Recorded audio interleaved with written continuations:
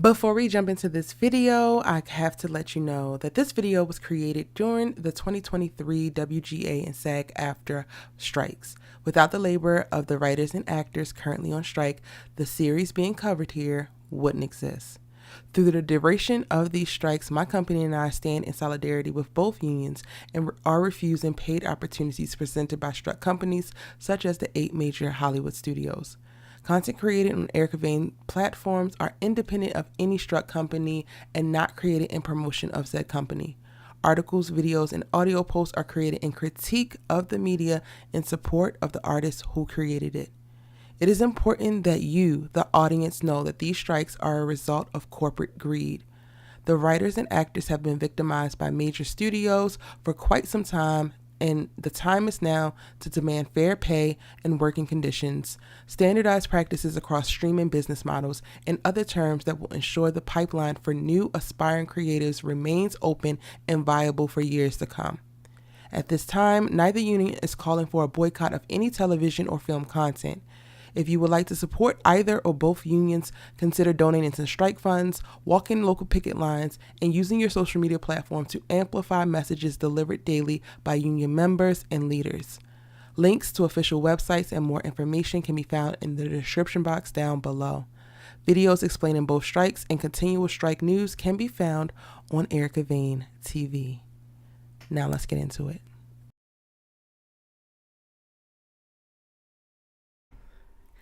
Welcome in. How's everybody doing tonight?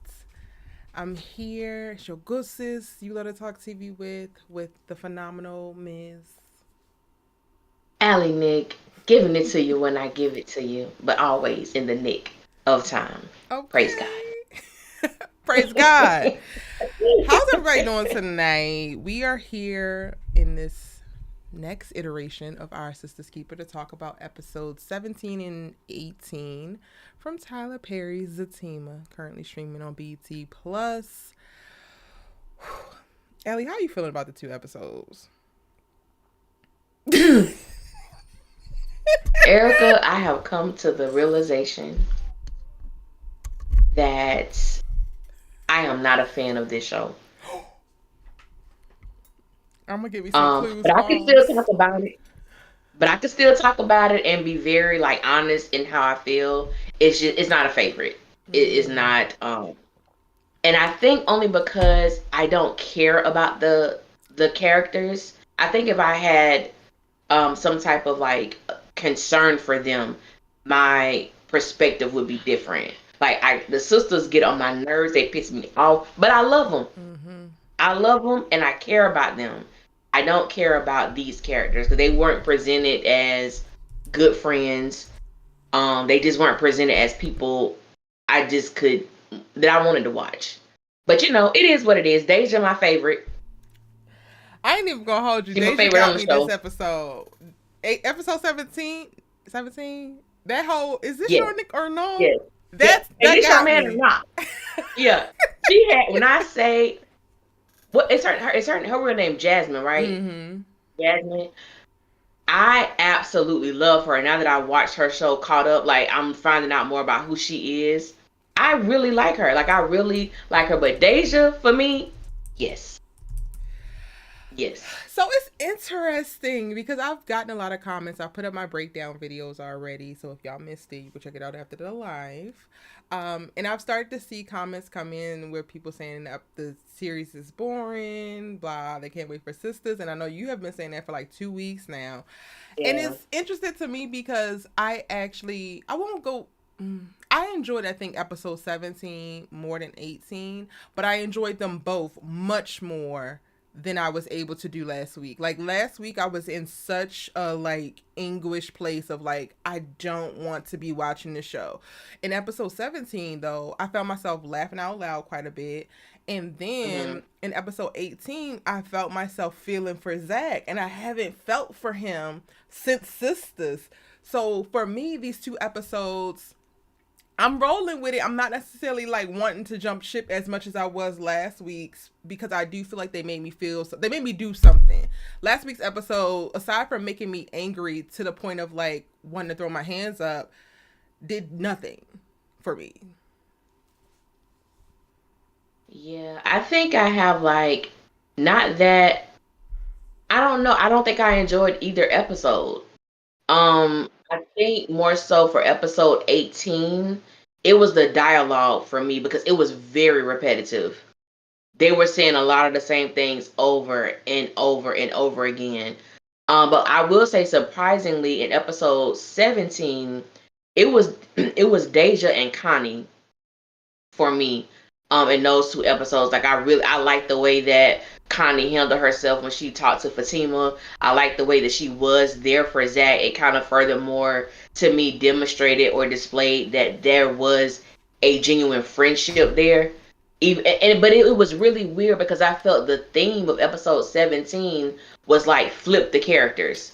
We saw Nate being one way this entire time, and now all of a sudden you have a concern and a care for Zach and Fatima. And then Connie has always been about, oh, yo, dick's so big and I just want it and this. And now all of a sudden, you know what I'm saying? You so concerned. And I did like, because the lady who, I think her name is Layla, the lady who plays Connie, I really do. I love her work. I think she's an amazing actress. So I was glad that people were able to get to see a different side of her. But it was just but this is typical Tyler because he will flip a character as quick as we can flip a damn coin. Yeah. Like, but I did enjoy their performances, but I just really could not get into the I don't know. I just think I don't pray for me, Erica, because I can't try. No, you're really right. can't. You're right. Deja and Connie were definitely highlights, but for me, I just want us to tighten it up. Like it was moments where I was enjoying them, but I'm like, this is still Tyler because she's overly repeating certain things. Like, Yeah. I feel like the space that he moved Connie into, I wouldn't be opposed to her being like, girl, you doing too much. And I mean, if given the opportunity, I would still ride him, but it's like, we're going to always have this. Like, and it's not on no romance type stuff. Like, I'm comfortable with him. Like more like that versus like, girl, you don't love of his life for you to, and I'm just like, God, do everybody gotta have the same script, Tyler? Do everybody gotta come and profess that he don't really want to be in with me? He just wants to stick his parts in me. Like, girl, get it together. Yeah. So Yeah. those are the parts that like took me out when we were spending too much time with Connie, constantly repeating it. Like, I felt like a couple times of like, Fatima, be for real, be all the way for real. You doing too much. Like, okay, cool. But then when you get to the other stuff, it's like, all right, now Tyler gonna drag on. And if he would just know when to get in and get out of a scene, I feel like the series as a whole would be so much stronger because you do have really great actors and actresses that are delivering beautiful performances. Like you said, Layla, she's tapped in as Connie. Jasmine is tapped in as Yes. Is this showing the girl? No. Is that like, Yeah. She that's had gonna me make me rolling. watch her show. That one line right Yes. there gonna have me watching her show tonight. Like, and Yeah. I think that Deval has been incredibly tapped in as Zach. Yeah. Like, Yeah. he got Zach down to a complete science, and it started with, I believe, episode 16, after the whole exchange with Paul, and he was being all childish or whatever, and like really steeped in his child. I was like, oh wait, now I'm starting to see a difference between Deval and Zach, and that to me is telling me like, nah, he is stretching. He's really creating nuance with this performance for this ancient character, because Deval is like loyal, stand 10 toes down, knows what it is to be in a relationship, but I believe him with every breath as Zach on screen. That's true. That is true. I agree with that. Yeah, that was even the dude that plays his brother, I don't know his real name, but I've seen him in other films before, and he's a really good actor. Like, this character of Jeremiah is so far removed from anything I've ever saw him in. But it's like you said, you have these amazing talents, and I think just even bringing light to that, because there's a lot of people who will say, well, if you're a part of a Tyler Perry production, you can't act, or if you're a part of a Tyler Perry production, you're not treat me like you're not a sought after talent, and that is so far from the truth. If you, and I encourage everybody, the people who we see on our TV sets on, or however you watch it on Wednesday with SISTAS and Thursdays with Zatima, go and look up their work and look at their body of work. And these are amazing, amazing talent. So they can only do what they can do. You know, they can only do what they can do. And I think they're doing a great job at the material that they've been given. Yeah, for Um, sure.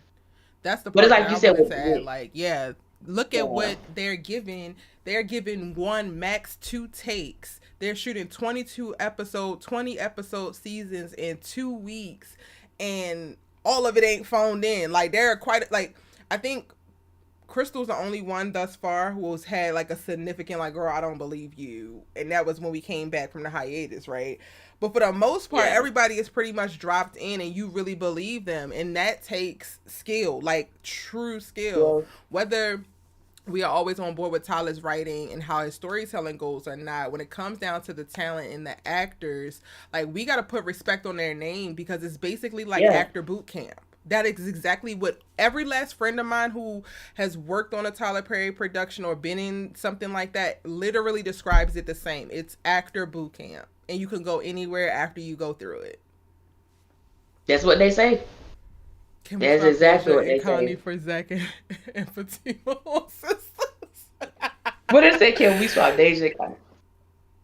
I ain't opposed. I mean, Connie. I mean, Deja has already made her premiere on Sister, Mm-hmm. so let's bring Connie. I mean, she's, and you know what's so interesting? I would really love to see, or for it to be explained, because there, to me, there's a difference between Zach and Connie having like a friendship, and then when you can feel vulnerable and safe with a person. And I think that's different. Even though Connie and Zach did have a sexual relationship, even though they were friends, there is something that exists between them where Zach feels safe with her and he feels comfortable with her. Girl, so I And was I just want them thinking about to, this when I was walking uh huh, Kylie, because I uh literally live and breathe this shit. I don't understand it half of the time, but I was walking Cole right before this live, and I was just thinking about how Zach arrived at a place of being so comfortable. Is it just because y'all literally grew up together? You could not, like, there was never a time where you could hide it from her because she was there. So then it huh. also takes the weight off of like having to tell somebody what you went through because they actually witnessed it, and there's a shorthand there of like certain things that you don't have to say. Like, I know this could be like different, but like, hang in there with me, y'all. I was just thinking about myself and like dating preferences, right? And how I am not necessarily there yet when it comes to interracial dating. And a lot of my friends have been like, well, girl, you need to give it a try. And, da, da, da. And I'm just like, I'm not there. And one of the things that I think is holding me up is I don't want to have to explain certain shit. Like, I just don't want to have to teach you this so that you can love me adequately. And it's just not a non-negotiable. Like, my blackness is a very real thing that has to be considered within our relationship whenever you're interacting with me, whether it's romantic or familial or whatever. So a big thing for me is like, I don't want to have that conversation. So that immediately eliminates these people. And it brought me back to Zach of like, is he really just comfortable with Connie because she has already been there? He didn't need to do the work of like looping her in, because I was just like, is Zach like not capable of really being vulnerable, or not capable of all these things that I'm pointing out in reference to the errors that he's making with Fatima? But then you do see it play out like you started to allude to with Connie, and it's just like, well, how the hell did that happen? Right, right. I don't know, girl, but it's so funny because it's like I'm interested in the storylines that Tyler probably would never even put on the show. Mm-hmm. You know what I'm saying? It's like, because I look at these shows and I'm like, you got so much. Like, you have all the right stuff, but for whatever reason, he just chooses, I mean, to write it, his way. But I'm like, the stuff that to me is so meaningful and impactful, it gets overlooked. It'll never be touched. But I have wondered that about those two characters.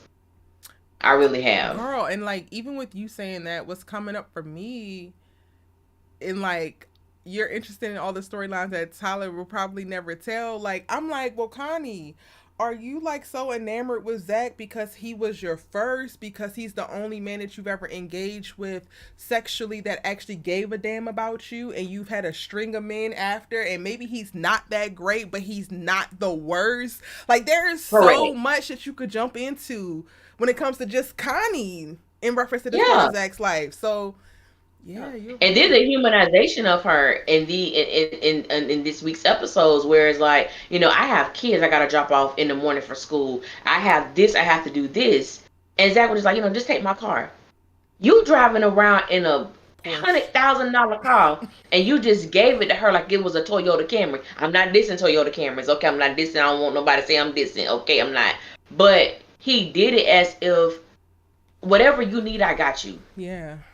You don't even have to ask me. I got you. Like, he's so, I don't even know what word. I don't know if nurturing is the word I want to use, but it's not even a thought. It's not even a thought when it comes to her. Okay, now, Ellie, now this just came up for me. I promise you, I did not think this before. Should Zach be with Connie? I mean,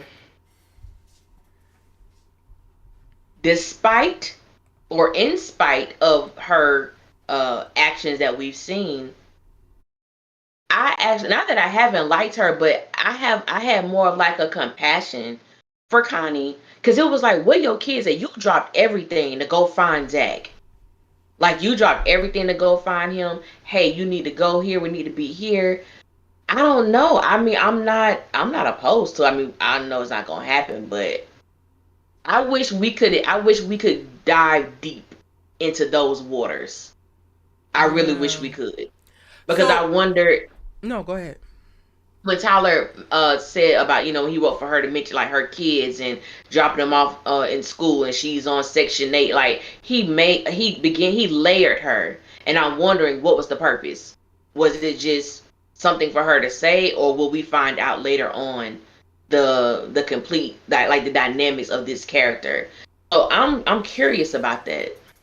I ain't even gonna hold you. I hated it. I hated her having to proclaim, I got 3 kids. I don't got nothing for you to take, basically. And I was just like, God damn, we know that she in the projects, but Lord, Tyler, do we have to be so damn Yeah, stereotypical? But now, in like where we're at in this conversation, and I ain't gonna hold y'all.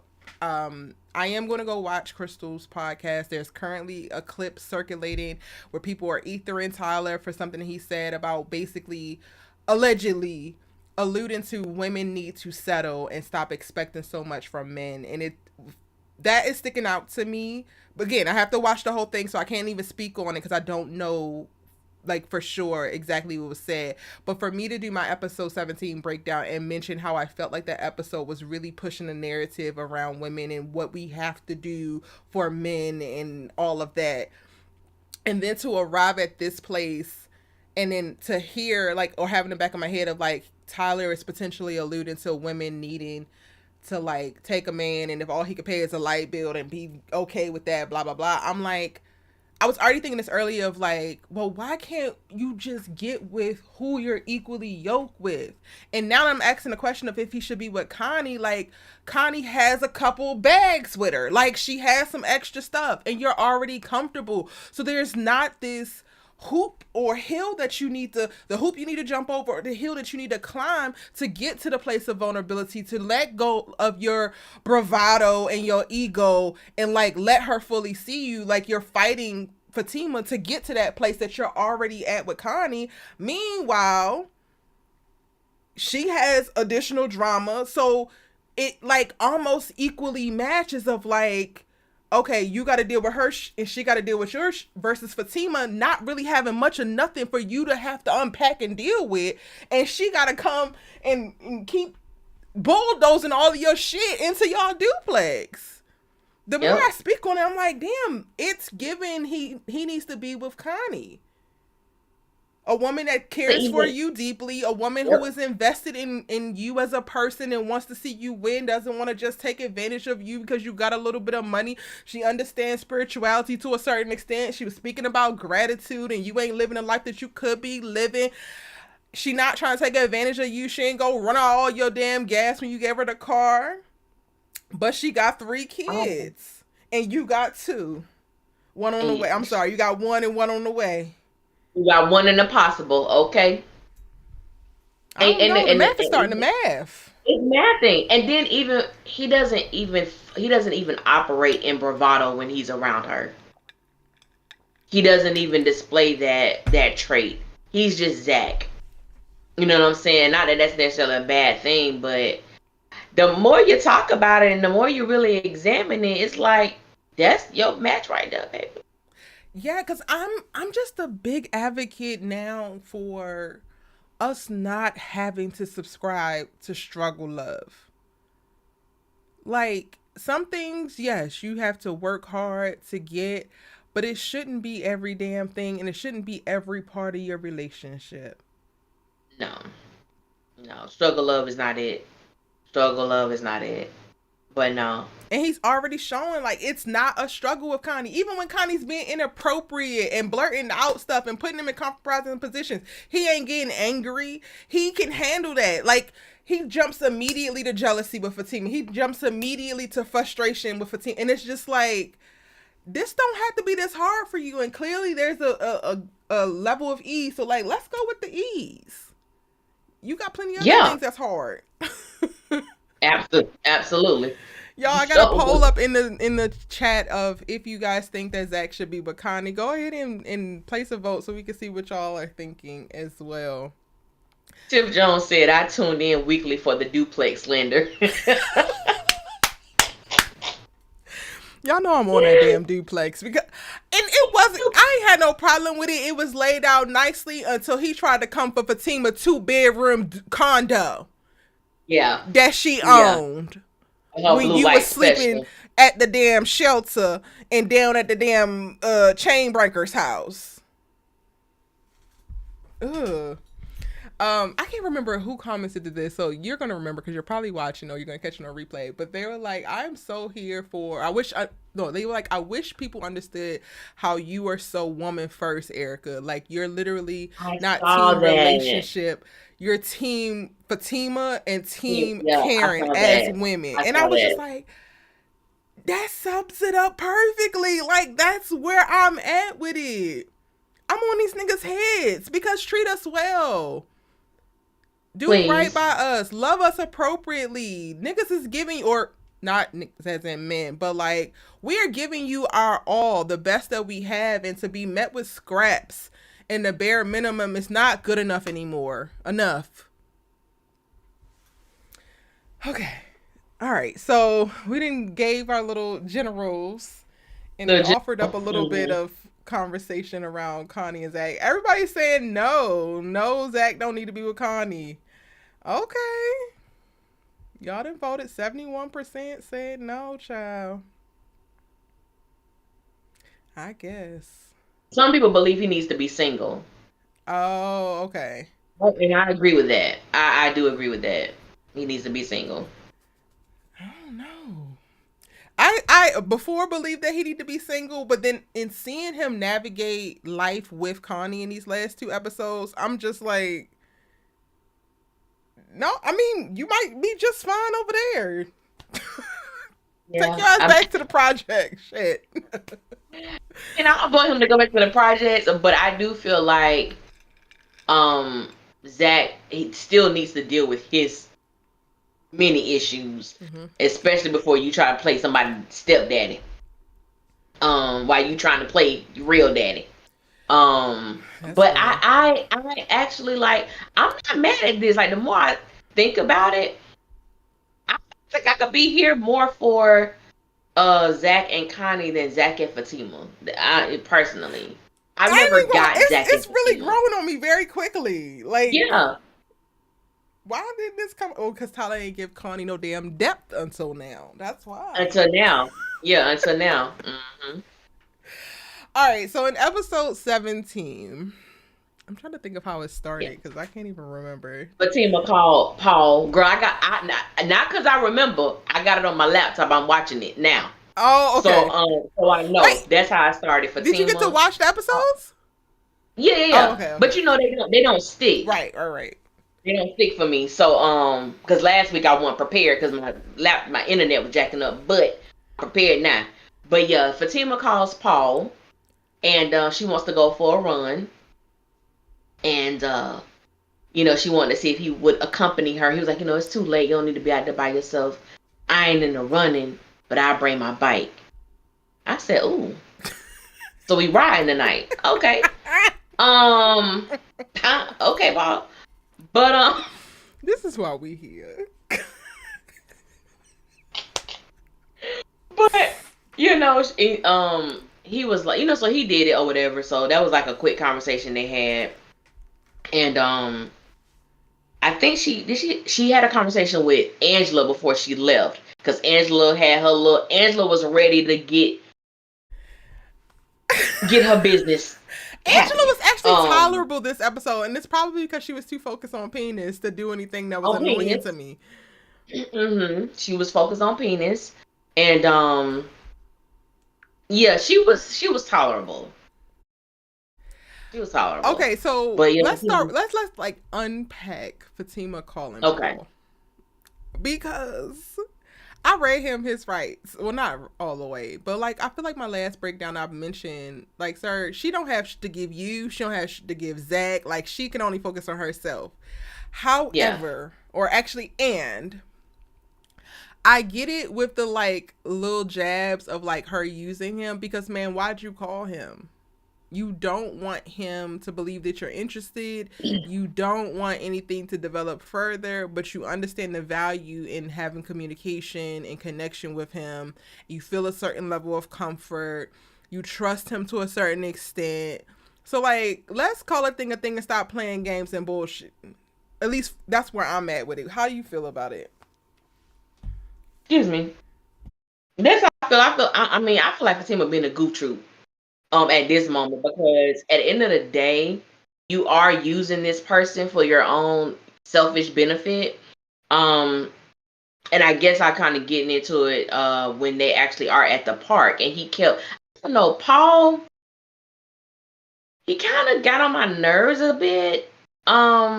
Like I do understand that he's attracted to Fatima. He wants to have sex with Fatima.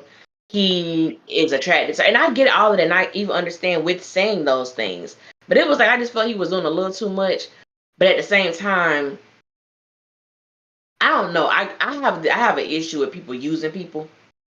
Like I have a personal issue with that. And I just feel like when he made the statement and she was like, no, because you're gonna feel like I'm using you. You are. Just say, like you said, just say what it is. Call a spade a spade. You are using him. He is a beautiful distraction for you. Okay, he's a sexy distraction for you. That's Hello. what he is. So when he points it out, don't get upset because you're being called out. You know what? You're right. I am. And I Yeah. understand if you don't want to, but like Paul said, I would never not answer the phone for Girl, you. don't get there Yeah. yet. Cause okay, first of all, PB laws, don't be calling me out. What do you mean my voice Oh, changed when we talking about Paul? it did get a little soft, didn't it, PB Laws? It No, got a little okay. soft. Like Paul is giving. He really is giving. But you said he annoyed you? And because he just kept, you so fine. I really want to be with you. I want to touch your body right now. No, we know. He did not He say just said that. every He 5 did not say seconds. But I get it. He did not say I want to touch your body right now. He was doing a little That's some too much. old Zach shit to say.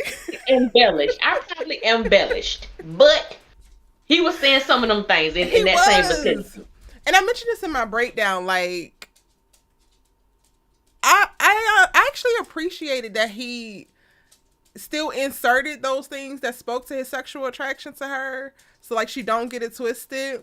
But then I still felt like he was able to maintain a air of like, no, I really do care about you. Even though I do want to stick parts of me and parts of you, I really do care about you. So like the two things can be true, and that's rarely the case for men.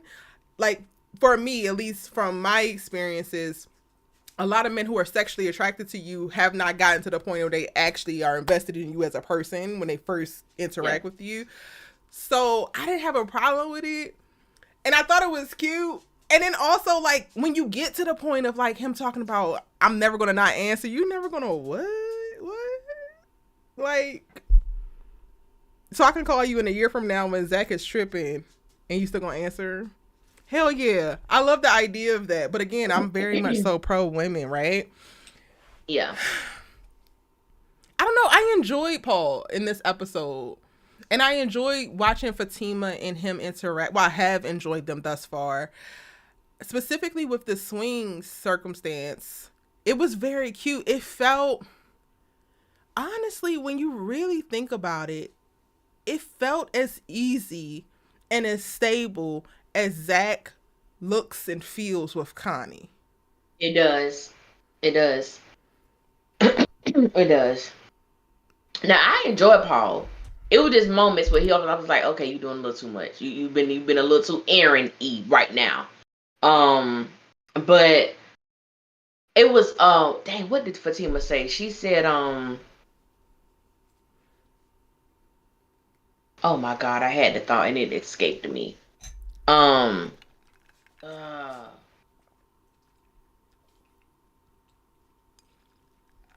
it.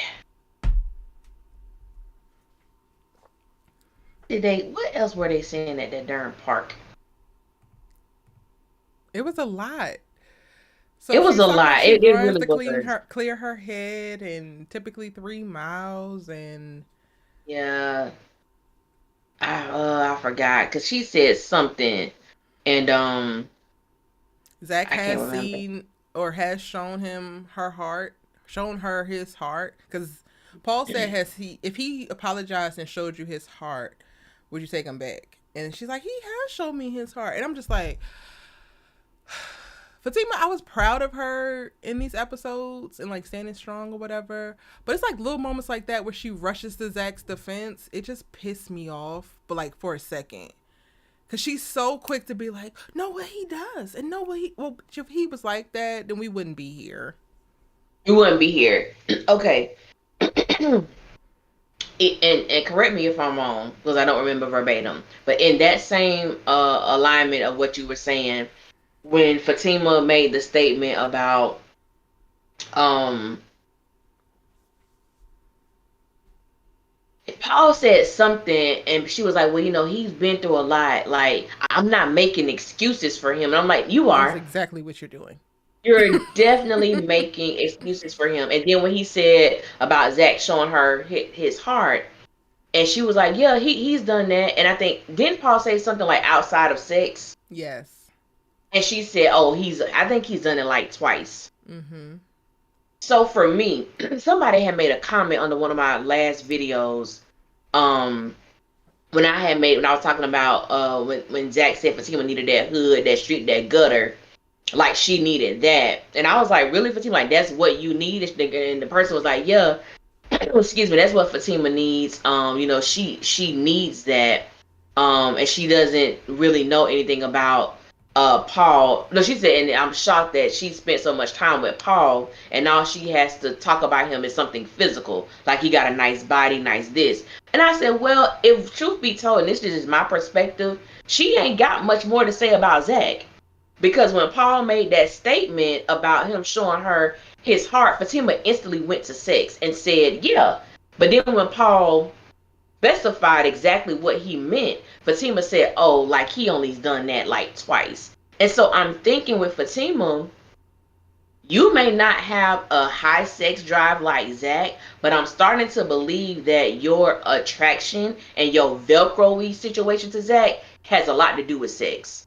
Because you cannot explain the reason why you love him. You can't explain why he's so important to you outside of your bedroom, outside of him giving you an orgasm. So I'm curious. So it's almost like I'm getting a sense of maybe Fatima ain't as in touch with her emotional state as we would like to believe. Because if you telling me you in love with a man, you love a man, you said yes to his proposal, but you can't tell me why you love him, I have a, I don't want to say an issue, but to me that's concerning. Y'all, we going deep tonight. Because that just stirred up in me. Paul not only specified, like, not sex, but he, if I'm not mistaken, specified of, like, just naturally, just in being, in existing, showing you that. So for me, if I was to think about the one or two times that she mentioned, the one time is when he's crying about his damn mama leaving him at the grocery store, which is more centered around him. It's not a just there existing and he has to profess and or show in actions exactly how he feels because he feels safe enough to be vulnerable and open with how attached or in love he is with her. Those things haven't actually happened. Yeah. I know y'all love the aesthetic. But when we peel back these layers, baby, it's not looking good up under the It ain't hood. looking cute. It ain't looking cute. Mm-mm. Uh, Chrissy say it's love not love. yep. Same Beady Dancing. Mm-hmm. All she keeps saying is she's in love with him because she sees it potential in him. And then even that got an expiration date, baby. They got an expiration date. And then sometimes I feel like people use potential as like a little scapegoat. Because I can say, oh, I can say I see potential in every damn thing. What do you see? What exactly does that mean? And that's why I know for me, and I know I piss people off because I'm not okay with just giving me a layered expression or a layered answer. What specifically does that mean for you to say something, whatever it means? Oh, girl, no, Zach just got so much potential to do what? To be a potential baby daddy to a third baby that you may not know about. He got potential to go back in jail for armed robbery. He got potential to rob your parents. He got potential to do all of those things. So specifically, Fatima, what potential do you see in Zach? And I think that's Yeah. why it's so hard for me to buy into their relationship because, yes, things are happening amongst them, but it's like I see that, but I don't know why y'all are together. Yeah. I don't know, even, and I'm going to say this because people love bringing up Karen, but even with, what's his name? Aaron. Lord, I forget my baby name. But even with Aaron, Aaron made a statement to Karen on Sisters that he knows that God showed him you're the one. Mm. You're the one for me. And he totally believes that. At least give me something. You know what I'm saying? Like I prayed about it. You're who God showed me. I believe he brought us together. How we met, everything was it lined up the way that it was supposed to. Give me some, at least, he that's how he feels. Why you feel like you supposed to be with Zach? Why does Zach feel like he's supposed? Because I ain't never felt a way about nobody before like this. And I Feelings are don't even know if I fleeting. believe that because I believe that you probably Don't felt the believe same me. way about Ian. The way he was in here booing, girl, I feel like Ian wasn't no walk in the park, skip, jump out of heartbreak. So much so that you have been single and only Yes. niggas and not getting attached because of it. Yeah. So it's a lot. Girl, I don't know, child. But the swing scene was cute. It was so cute. It was cute. And And I'm Paul, I like, can't never think of listen his name, but he's here. sexy as hell. Huh?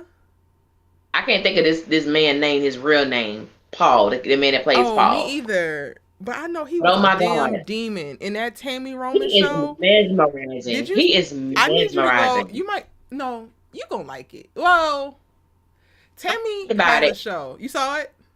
I know I heard about it. I watched reviews on it, but I remember you talking about how you ain't like him in that show. He is so raggedy, but in that show, he is trash. He is trash. I know he's trash, Lord, but he still could get it. But girl, can he? So when he Fatima brought his around ass here. over to Zatima, I was like, yes.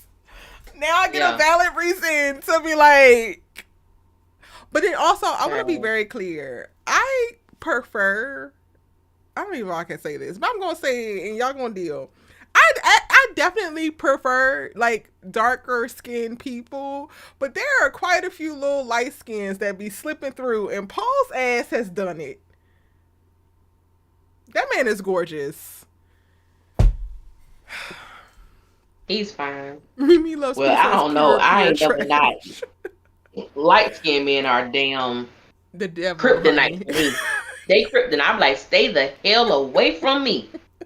Because y'all are a weakness. It's giving A demon. true classified weakness. It's giving beautiful demon. No, in the Tammy Mm. Roman show, what is it called? House of Vicious. He Yeah, is yeah. the scum of like, but I get it. Like in watching her and he's married, I'm like, girl, I probably would be going back and forth with his goofy ass too. Like, but he's so trash in that show. Like, he's probably worse than Zach in that show. We. He started on the Bold and Beautiful. For real? Wow. Okay. Okay. No more clamoring over Paul. Oh, actually, before I get off of Paul, some of y'all were pointing this out in the chat. There is a very, very strong tie, but I also feel like Tyler is just recycling characters at this point from Paul to Aaron.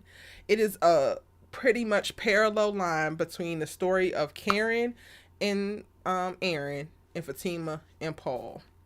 My issue is like if we going one way with Karen and Aaron, then why don't we go the other with Paul and Fatima and like let's see this actually work out? Why do we have to tell the exact same story on two different shows, which is what you guys were pointing out last week of like why is this show here if we're just literally going to talk about nothing and or repeat what we've already said. It's really kind of frustrating. But the only thing that I think I can like cling to is that I'm never going to advocate against seeing the great guy, specifically in black, because we don't get to see it, you know? Yeah. And that's so important. I think that that's why, for me personally, not just because I think Kevin Walton, aka Aaron, is just beautiful. I truly have enjoyed his portrayal of Aaron. I think that, and like you said, in a lot of black shows, we do not get the opportunity to see men be the chaser. We don't get a lot of opportunities to see men exhibiting a level of patience if the woman is not ready.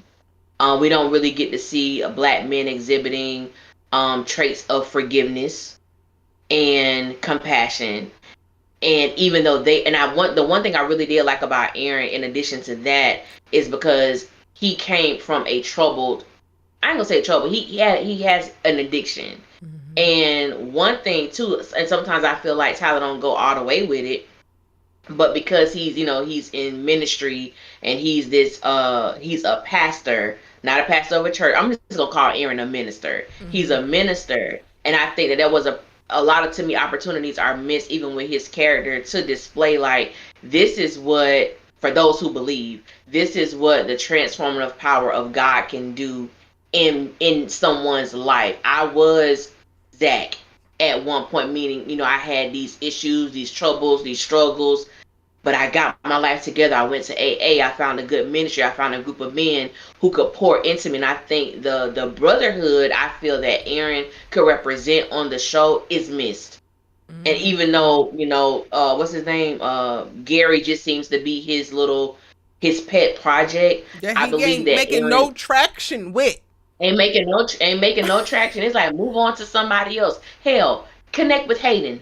Connect with somebody. You know what I'm saying? I would like to see that. I just feel like, you created and formed this character to be a certain way. However, he's not being utilized in the way that you fashioned him to be. And I really would love to see that. But in the same way with Paul, it's like we know he got his own issues and we may not ever see it because what's the purpose of Fatima and Zach gonna be together, get back together, or what have you? But it's so vitally important. And I love that you always drive that point of seeing these black men exhibit certain characteristics that black women have not been privy to. We have seen the struggle of, we have seen you been with somebody 5 years, he cheated on you, then he begged you to take him back. You cry, vent, and then you do it. You know what I'm saying? How many times can we see that? What's the on the other side of that coin? And so Yeah. I'm just not I'm just not like, it's not appealing to me to see a 36, 37-year-old woman go through this stuff and act like it's okay. It's not okay. And then you got a whole group of people who begin to like, oh, that's my girl, I would do the same thing. And then, like you said, I haven't listened to it either. Hell, you informed me because I didn't even know the clip was going around. But it's like, I look at people like Tyler Perry, who has influence in the black community, and to go and speak such rhetoric that people will begin to believe because Tyler Perry said it, which is horrible, but that's the reality. And it's like, if he can pay a light bill, give a man a chance. Sisters, if he only can pay a light bill, I advise you to roll a double and skip past go and leave him where he at, because he ain't the one. I gotta watch it. I gotta watch it in full. I have so many thoughts just with that particular like phrase and concept, because I was at one point like, Captain, I got you, boo. I'ma hold us down. Yeah. Yeah, we gonna have to discuss. But I want to go back really quick, and this is what I love about having this platform and be able to have conversations in this way, because like so many thoughts are percolating for me. And when you brought up like pick somebody else, go to Hayden, potential pop back up for me, right? Because we were talking about Fatima and like you feel like Zach has potential. I'm like, yeah, Aaron need to pick somebody else because Hayden actually has potential. So then I'm asking myself, well, girl, what the hell is it that you see in reference to potential for Hayden? Hayden was able to show a change in behavior based off of a change in circumstances that directly tie to a lot of his actions and his feelings of self-worth, and you got to really understand why he was doing the things that he was doing. And then once he's exposed to someone else that give him a different stimuli, you get a different result. But we've been watching Zach give the exact same result to different stimuli. Yeah, that's a great point. That is a great point. That is what potential look like. It's so hard to articulate it, but that I think is a great example of what we're saying when we're saying like, if you want to call for, oh, I want to ride for this person because of a potential, at some point the potential actually has to like start to peak its head. Like Hayden ain't 100% fixed, right? We got to see him going back and forth with Gary, but then when he's with Tamara, it's this way, and you see the grappling there. There's no grappling happening with Zach and how he treats the women that he loves. Facts. That is true. Yeah. But that's I mean, that was a great example. That's what potential looks like. Like Gary and Zach, regardless of who comes in, they are the same. Excuse me, there is no change. When you saw what's the girl name, Tamara, come in, and it was as if Hayden knew the inadequacies that he had, and when he met someone that he believed helped him with those inadequacies and made his posture be a little different, it made his confidence go up. We saw it. Like we literally saw it happen. We literally saw the vulnerability of him telling Gary, like, I don't want to lose her, bro. Like, I don't want her to leave me. Like, you begin to see those things, and then making steps. Oh, I gotta find her. I gotta let her know how maybe I shouldn't have done that. And it was like you could see even when he felt like he wanted to annul the marriage, listening to Gary, you could see the conflict that he had. Like, I know what you're saying. I probably should do it, but dang, I don't want to lose this woman. Like, she's a great woman. You see the conflict. Like you And see you that. I got to think. see him actually call a thing a couple times with Gary. He Yeah. would never call Yeah. Gary out before. But then he's like, but then duh, she gonna act like. And it's like, wait a Yeah. minute, you noticed? Yeah. Those are facts. Yeah, so all of Those are that. facts. And before people be like, yo, you don't want to give Zach no credit, I will say that Zach has changed, but women did not make him do it. Money did. And the only shift that happened was his insecurity surrounding his finances. And personally, I don't believe the change was for the better. And typically, when you get more resources and you start to get the things that you thought that you lacked or you were deprived of, you become more of yourself. And he became more pompous, more distant, and more disrespectful. Yes, he did. So, again, where's the potential? I don't I'm know. just curious. I'm just saying, somebody show me. Somebody show me, child. Somebody show me. Okay, this is we've like totally different format and like just going with This is our it's a very reasons. different feel, but I love it. I love it. Cause I'm like, all right, where we at in the episode? Fatima called Paul. Girl, we at Belinda and Darren, Oh Nate. god. He said, I don't even know. That's the next episode. I'm sorry. It's certain parts that I just cackle because exactly. But what I will say is this is the same problem, and at least y'all can say I'm consistent. Y'all gonna come for me and Yeah. criticize me about what I say. At least you can say I'm consistent because I had the same problem with Zach when he goes to therapy one time, and then everybody need to go to therapy, and he's so much better because he in therapy. Nate, Zach stops talking to you. No, he's for serious this time. And now it's Zach is about Fatima. Fatima's about Zach. You need to get it together. You have spent the last 1.5 seasons wreaking havoc over these people's lives because you simply don't have shit else to do. And you want to sit at this girl's face. Meanwhile, you were conspiring part of that time with her to take down that relationship. And you want to sit in this girl's face and downplay her and think that you better than her now all of a sudden because you have decided that you don't want Zach to be mad at you. But you still harboring hate in your heart for Zatima as a unit. You just gonna probably hide it because you want Zach to talk to you. Like, be fucking for real. You ain't better than this girl. You are trash too. And then also, let's not try to have the moral high ground while we're actively sleeping with someone and we're married. Nathan, Clearly, go to hell. when that man said, I mean, we're not even dating, I said, dating? I'm married, man. What's going on? I said, wait. I'm sorry. So the fact that he even tried to have this aura about himself as if he was better than Belinda, and like you said, like I don't want nobody to forget, you were conspiring with this person. Y'all were partnering together to bring down Zach and Fatima as if they were affecting y'all lives so hell of a lot.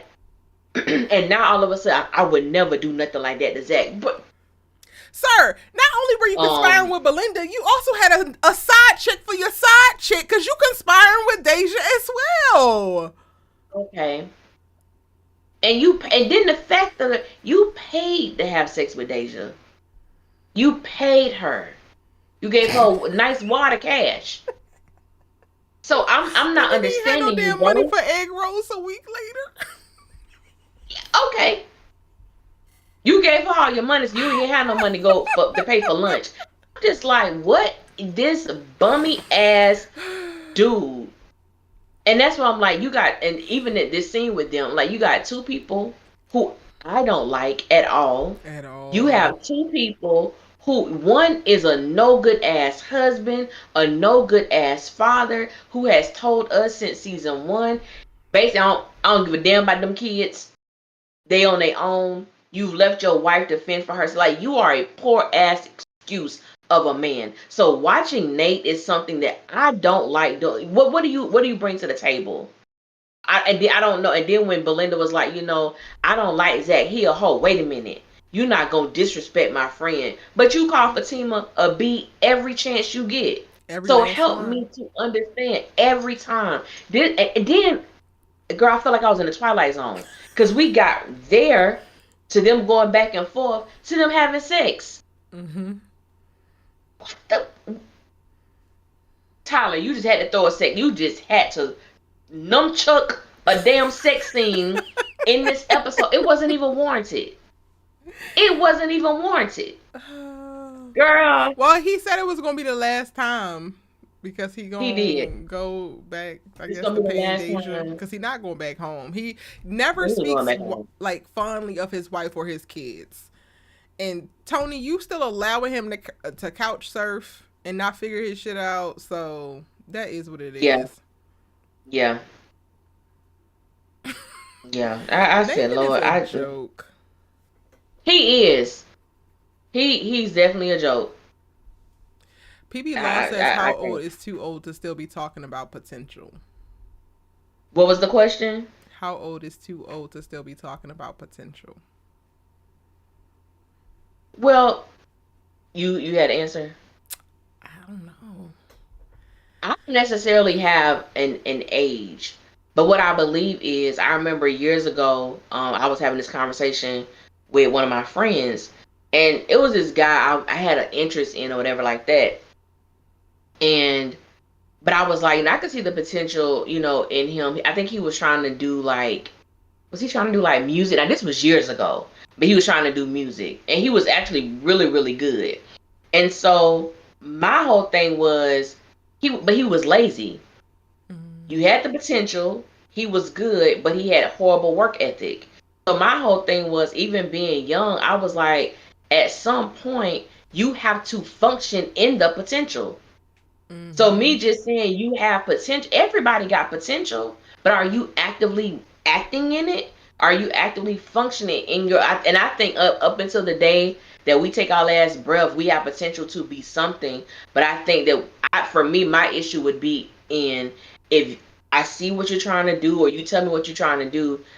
Oh, you want to be a carpenter. Okay, so you have the potential to be a carpenter. What are you doing to fulfill that? Fatima has potential to be a great lawyer, but you're not even in class, so you don't want to be no damn lawyer. That's how I look at it. So I don't think it's age based. I think it's based on application and action. Like, that's how I view it.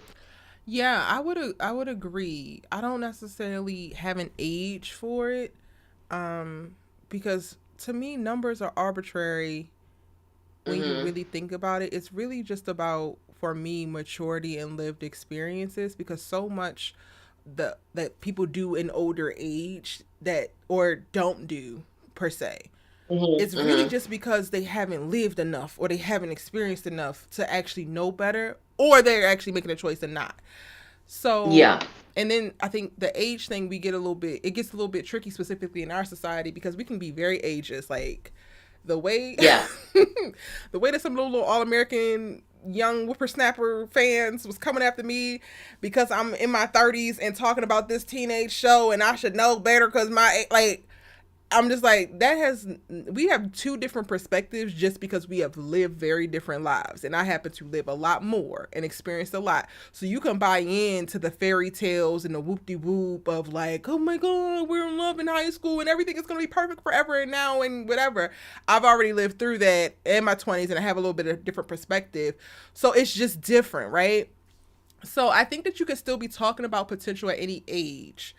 It's just about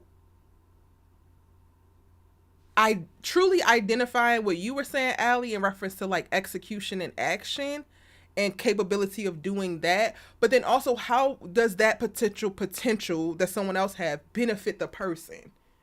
Because if you're just buying into somebody because they have potential and you want to help them out, that's cool and all, but how long are you going to do that? How long are you going to invest your full self into somebody else in that way while you also have your own goals and ambitions and potential that you're no longer giving effort and energy to because you're investing in this person? Correct. I don't want it to seem like so transactional, because I think that specifically us in the US, we have become such a very transactional society and it's to our detriment. But in this case, you really do have to think about that. The communities that you're building, the romantic and familial relationships that you're getting into, or platonic, not familiar, because you can't choose your family, but like platonic friendships and stuff that you're getting into in the community that you're building, it should benefit you in some way. Everybody should fit like a little bit of a puzzle piece and benefit the overall connection that is that particular community. If you're a person like, let's say I have the potential to be the greatest electrician ever, right? Like just the greatest electrician. And you drop me in the middle of America in a colony of people that don't want electricity and want to live off the land and fire, and that's it. My potential is doing nothing for those people. Those people's potential is doing nothing for me. So why the hell am I there? And why would those people be like, well, she's going to be a great electrician one day, even though we believe that electricity is the devil? And I know that's a very extreme example, but that's like the best way I can try to illustrate. For me, it's not about age as well. It's really just about what you were saying about how it can be applied and what benefit is it giving to you. So for coming from Fatima's point of view, you want to invest into Zach. You love Zach because he has so much potential. Back to Allie's original question, potential to do what? Potential to take your ass to the damn museum, he thinks that's whack. To listen to jazz, he thinks that's whack. To talk about philosophy, he thinks that's whack. To fully see you, he don't even know how. Like, girl, all of the things, all of the ideals that were tied to you in reference to he don't have it yet, but maybe he could get it. His ass ain't trying to cultivate it, so it don't seem like it's nowhere on the goddamn horizon. And if he has the potential to be the greatest real estate mogul, but still be a shitty person who has no emotional intelligence and communicates poorly, is that the man you want to be with? Because last time I checked, it was giving no. That was a long way to answer that, but that's like the best I could do. Well, that was good. That was good. Yeah. Yeah, I hope that provided a little bit of perspective. What do you think, PB? How old do you think is too old to still be talking about perspective? Or y'all answer in the chat. Where we at in the episode, Allie? We still we done with Belinda? During that time, that's when Nate gets the call from Tony that Zach mom is in the hospital. So she said something that's very interesting to me, and you mentioned it. I think you talked about it in your video, but she was like, "That bet not be no B" on the phone, and I'm like, if it was,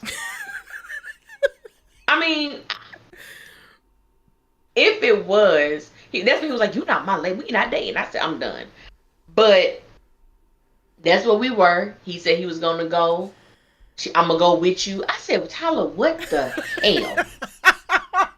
I'm gonna go with you. What his mom? Oh, his mom.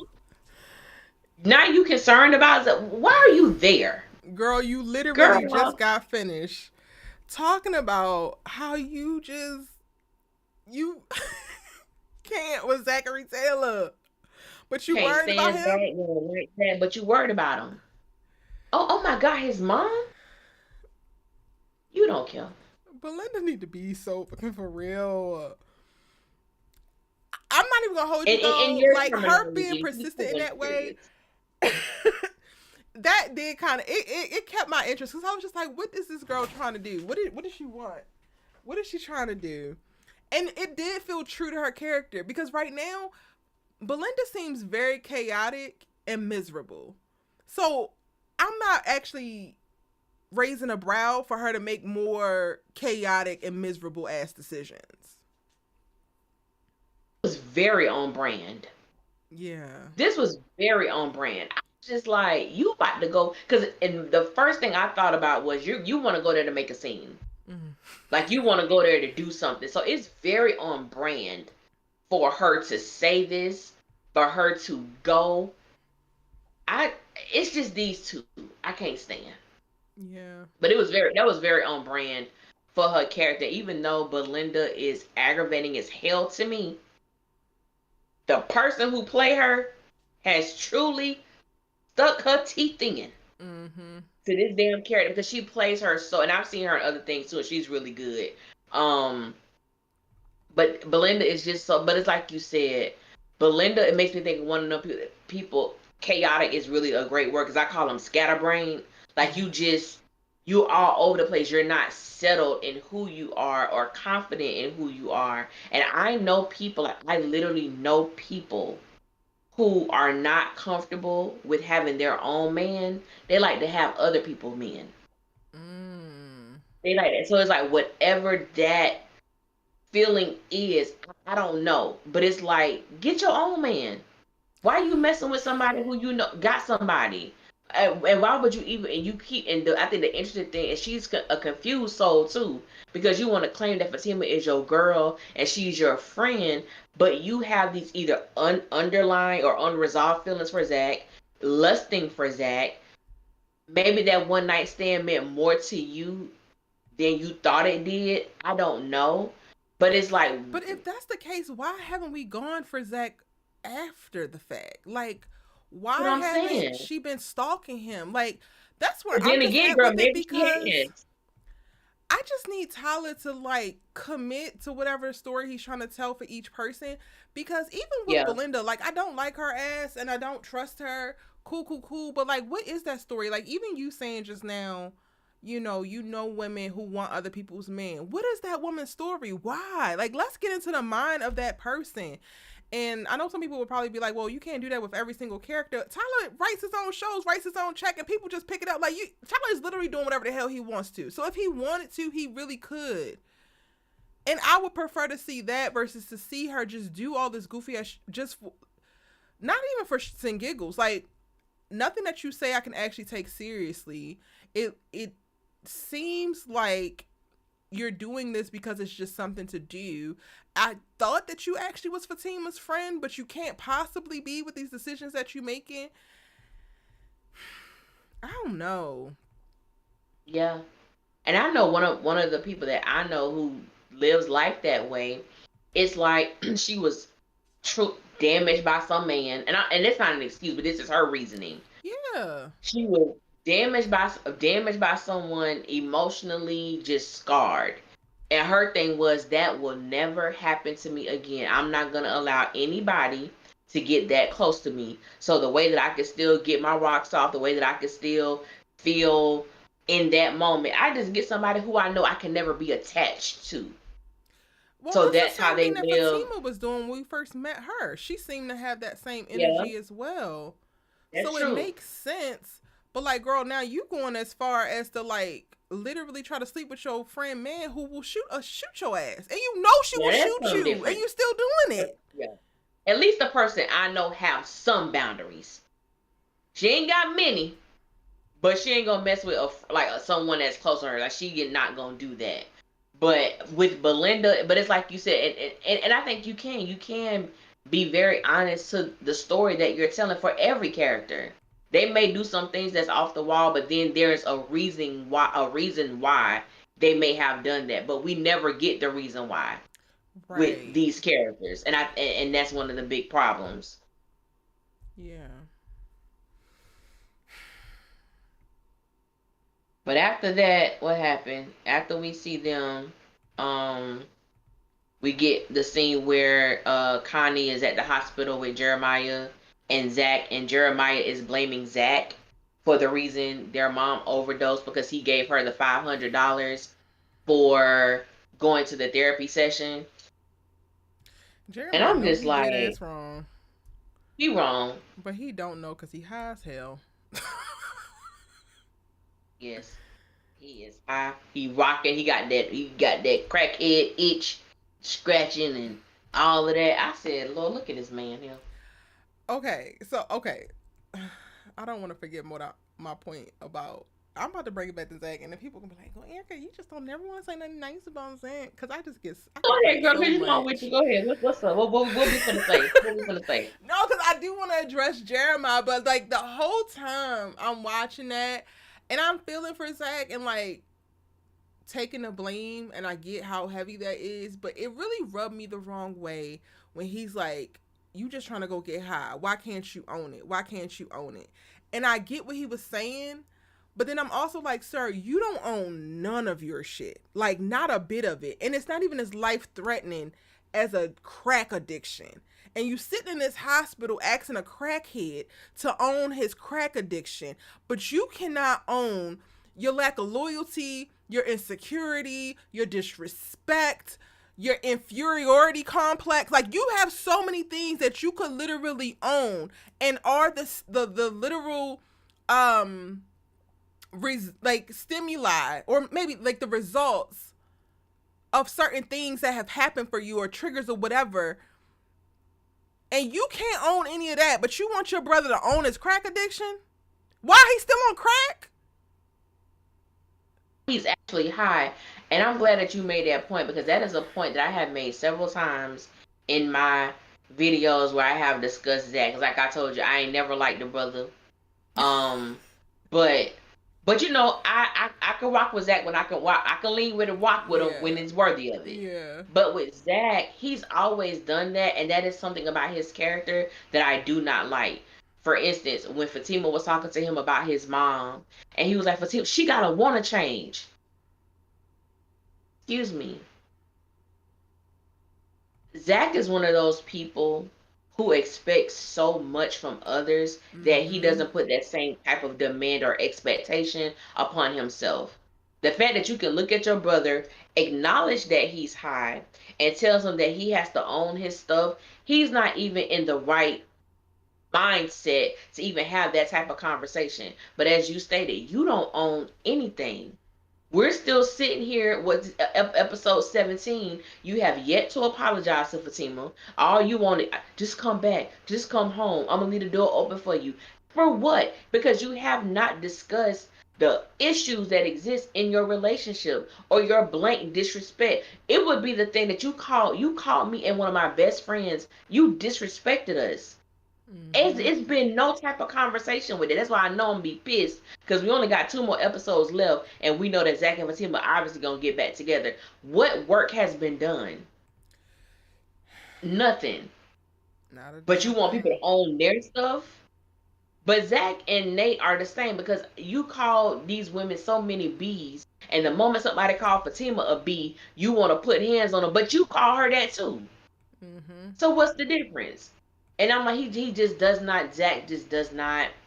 It amazes me, now that we're talking about this, and I don't know what happens in the next 2 episodes, but Zach owns up to his stuff with Karen, and he owns up to his stuff, well, we had to get somewhere with that, but owns up to his stuff with Karen in a sense. Well, hold on, let me think about it before I say that. I'm about to say, Allie, because even the ownership that he's taking, it's taken 3 years for him to do it. That's what I'm gonna say. Scratch that from the record. I didn't say that. Scratch that from the record. But I agree with everything that you stated about him wanting people to own up to their stuff, and he doesn't do the same in return. And that's not too bad. That's where I was at. I get that we're supposed to be focusing on Jeremiah in this moment, but like, what can we? He's a crackhead. What do we really? Nothing that he's saying right now should actually be taken serious, because you're not in the hospital, boy. If you don't go to hell, and I get, the personal aspect, and Jeremiah's more like a father to Zach than a brother, so I get all of that. But like you said, of like just the expectations of others that you don't live up to yourself is that just mind boggles me. But it's really also the thing that makes me really enjoy Aaron and Paul. Like, it's why those brothers really stand out, because this other brother, who is for all intensive purposes, and I actually started working on a video about this, and I haven't talked about it publicly, but I was just curious of when and why in the hell did the SISTAS universe become about a man? Because it's basically Zach's world. They all just live in it. It should be called Zach and them. Because it's literally about Zach. And to know that this is the center guy, and he has all of these deficiencies, but you know that it's some other way to live, some other way to be, and we get to see that, but we only get it in little tastes. It's just so we gotta cherish it when we get him, because Lord, you in this hospital hollering about this man need to own all his shortcomings, but you refuse. You didn't even want to go to dinner when the damn daddy that you said you was going to rob said, "Come on, let me help you get my daughter back." But Jeremiah need to own his crack addiction? Yeah. Zachary, be fucking for real. Which that came out so smooth. But it further pushes when I say I used to get so much hate, I guess like kind of like how you would get when people come at you with Karen. People used to, when I say come for me about Zach, it was crazy. I'm like, I don't care what y'all say. My stance is not going to change. And I always stand on the fact of I don't like Zach. I never will like Zach. However, I will ride for him when I feel like he's in the right. I can take his side when I feel like he's doing the right things. And that's how I am about everybody. But I just do not, I don't like him and I don't like what he represents. And I don't like the fact that Tyler has allowed Zach to become the golden child. Mm-hmm. Regardless of what happens, Zach is going to come out on top. I'm not saying that I want him at the bottom, but what I am saying is I do want to see his character be a character and a man of substance, responsibility, and accountability. I don't think that's much to ask for. And in the men who do function in that way, you're almost telling people like they're not worthy of love. They're not worthy to have Mm. certain things reciprocated to them because they are genuinely good guys. Have issues, have shortcomings, but good men. Why do they have to finish last? Why? But Mm-hmm. you want the woman to suffer and deal with the man who can only pay a light bill.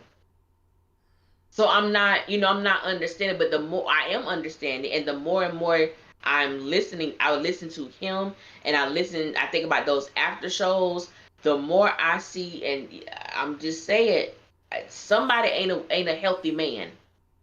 Mm. Some ain't healthy. Some ain't right. Tim Some ain't Jones right. said, "Forget accountability. I'm sick of these damn strap dress shirts." I ain't even gonna hold you. I ain't even gonna hold you. Those shirts irritate me. Okay, I'm tired of wearing them. Those shirts are giving me first and second season of Fatima when she wore the same dress in a different color. I'm tired of seeing Zach with that strap on that. I'm tired. Give him something else to wear. And when I know Tay I'm not even talk, talking about wardrobe, but that shirt pisses me off. when Tay talk says TP rewarding Zach for bad behavior and trying to show the black women don't want good guys. I I mean mean, that's points were sad. I mean made. I have to. That is true, Tay. What's up, girl? But yes, that is. I feel the same way. I just always because I've always felt like since the first episode of Sisters, Zach just gets babied. He gets babied. He gets Mm-hmm. pampered. There's always, and I like the verbiage that you use. There's always a soft landing for him. Even when Zach got put in jail, he's out the next day. You can go and assault a lawyer, go to jail, get out like you ain't did nothing. Like Mm-hmm. what the? Where they do this at? That is just ridiculous. Everything just works out favorable for you. It just pisses me off. It's irritating. Yeah. And the craziest thing is like it's so funny because you said you don't want them at the bottom, and somebody said, "Well, I do." The story is him either hitting rock bottom or skirting that hole and then climbing up. But like him being able to hover like a damn magician in the middle with making no actual real growth or change is not interesting. It's not. It's not. No.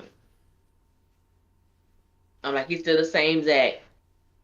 He just got a beard and a Nino Brown Cuban link on his neck. But ain't nothing changed. Like, he's still the same person. Like, he's genuinely the same person. We have now just been privy to his issues with his mom and his brother. But other than that, I'm like, ain't nothing changed about Zachary Taylor.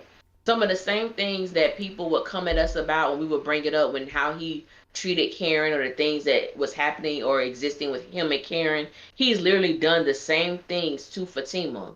Mm-hmm. Literally. And people are, no, I want them to be together. What is she benefiting from this? We have literally watched this woman and I wasn't the biggest Fatima fan, but I do love all the sisters. But we have seen this woman lose herself Mm-hmm. in trying to help Zach, as you called it, shovel in all the stuff. I call it pooper scoop. Just picking up all the crap and just scooping. No, Zach, I got you. Yeah, you can shit right there. I'm right behind you, babe, with the super scoop. I got you. Like, that's what she has become. That's exactly what Fatima has become. And I don't want to see her like that no more. Points were made. Like, please. What about your, like, everything is so Zach centered. Everything about their relationship is Zach centered. What is it that you want? You said you want to be the first woman. You want to be the woman to have his kids. Whoop, too late. That ain't gonna happen. Everything you want to be a lawyer. You're not even in school anymore. When that's gonna happen? When is that It's gonna just happen, honey? so Tyler's saying be with a man who can pay a light bill, but drop out of school,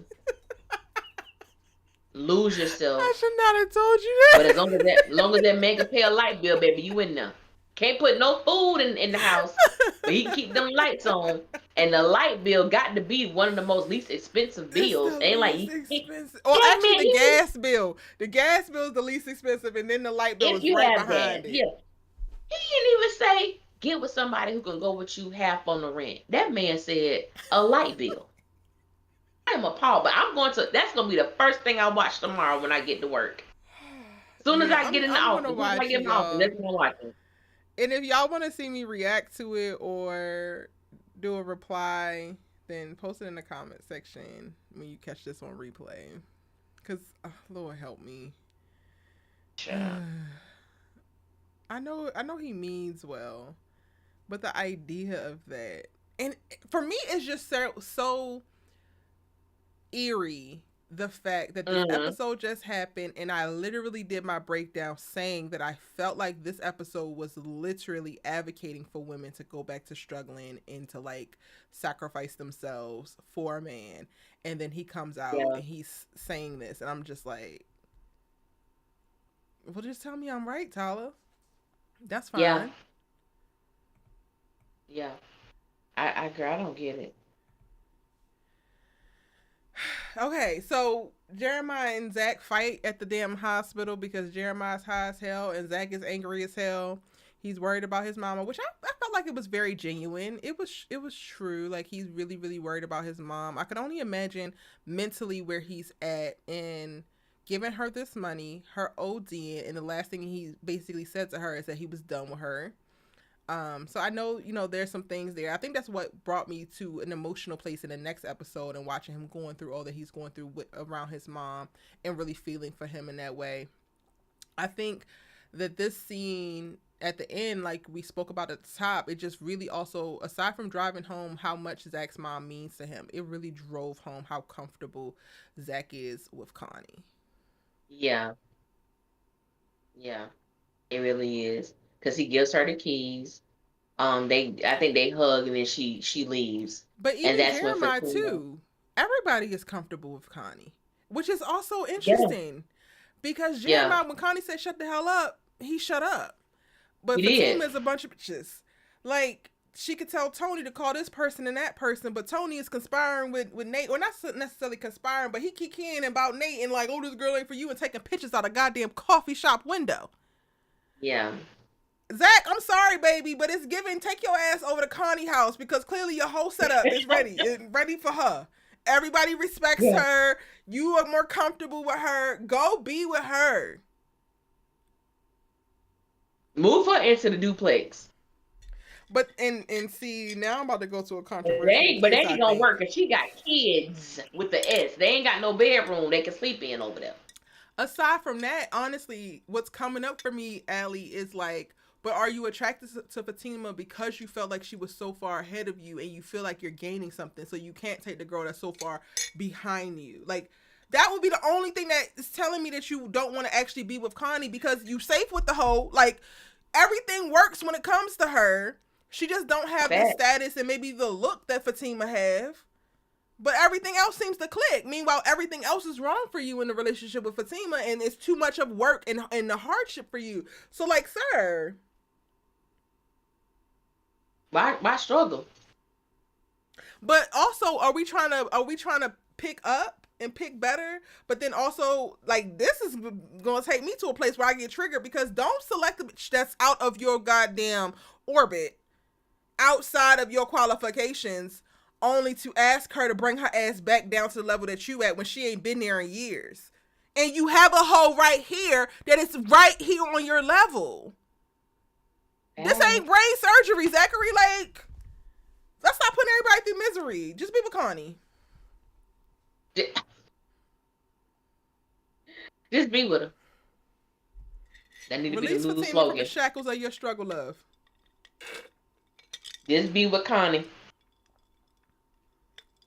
Ain't no wrong with her. Go ahead, be with her.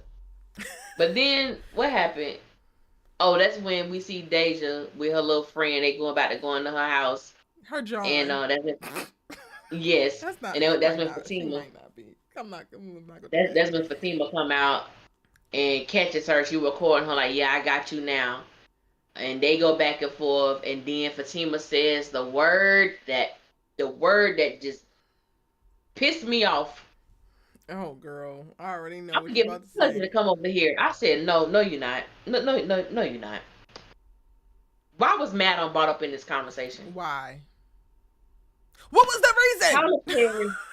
Tyler Perry ruined a great thing. Mm-hmm. You had a crossover episode. I enjoyed it. I liked Eva. I love Eva, and I liked her portrayal of Madam. Okay, now everything is Madam. Fatima, if she tripped, I'm gonna go tell Madam to come over here and blow up that sidewalk. I'm so tired.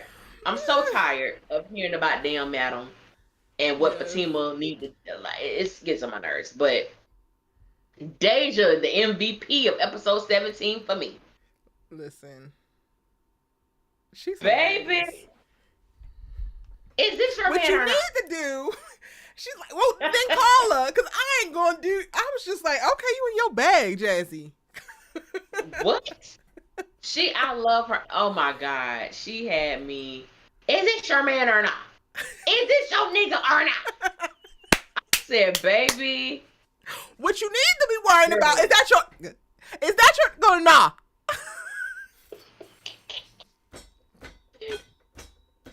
I'm gonna go back and rewatch that part just for that. She was so tapped in. Like, you could not tell her that Zach was not on that phone. And you still getting this lawsuit. What are you talking about? And you still getting the lawsuit. No, that was a really great moment of comedic relief. It was so good. It was so good. And then when we saw Connie come out, I was like, wow. What famous like? What the F you doing here? Mm-hmm. And I think that's how it ends. Yeah. That's how it ends. But I'm like, girl, pick a struggle, Fatima. What you gonna do?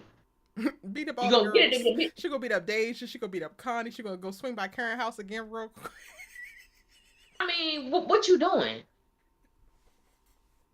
I don't even understand. But I liked, so going into episode 18, I thoroughly enjoyed Connie's response to Fatima. I liked how she verbalized, I liked how she communicated to Fatima.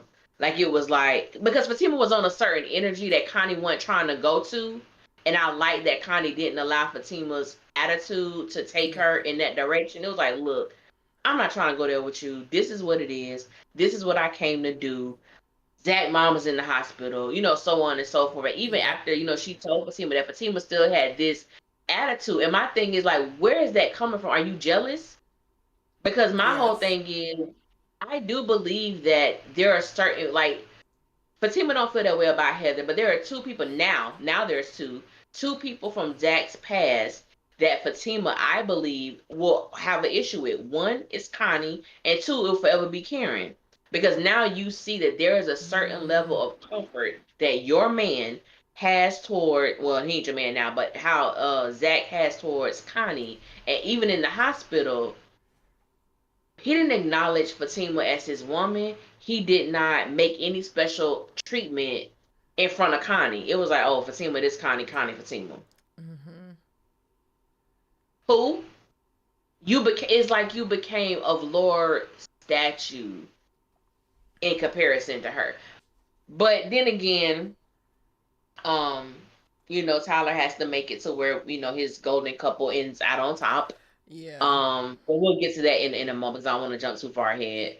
But Well, what's coming up for me in what you just said, and this is so serendipitous because Novi, who plays Sabrina, was on live yeah, earlier, and she was just doing like, I guess, like a life talk, and she was just talking about, being yourself, being your most authentic self within your relationships, and finding people, like, pick what are your 5 core values, morals, principles, 5 to 10, and then like go and seek out community, whether it's romantic relationships or friendships with people who actually align with those things. And she gave the example of like, okay, you, for example, someone wants a man who is love language is like gift giving, and hmm he has a homegirl from like 15 years, or maybe he's known all his life, and he throws her a surprise birthday party, and he does this and he does that.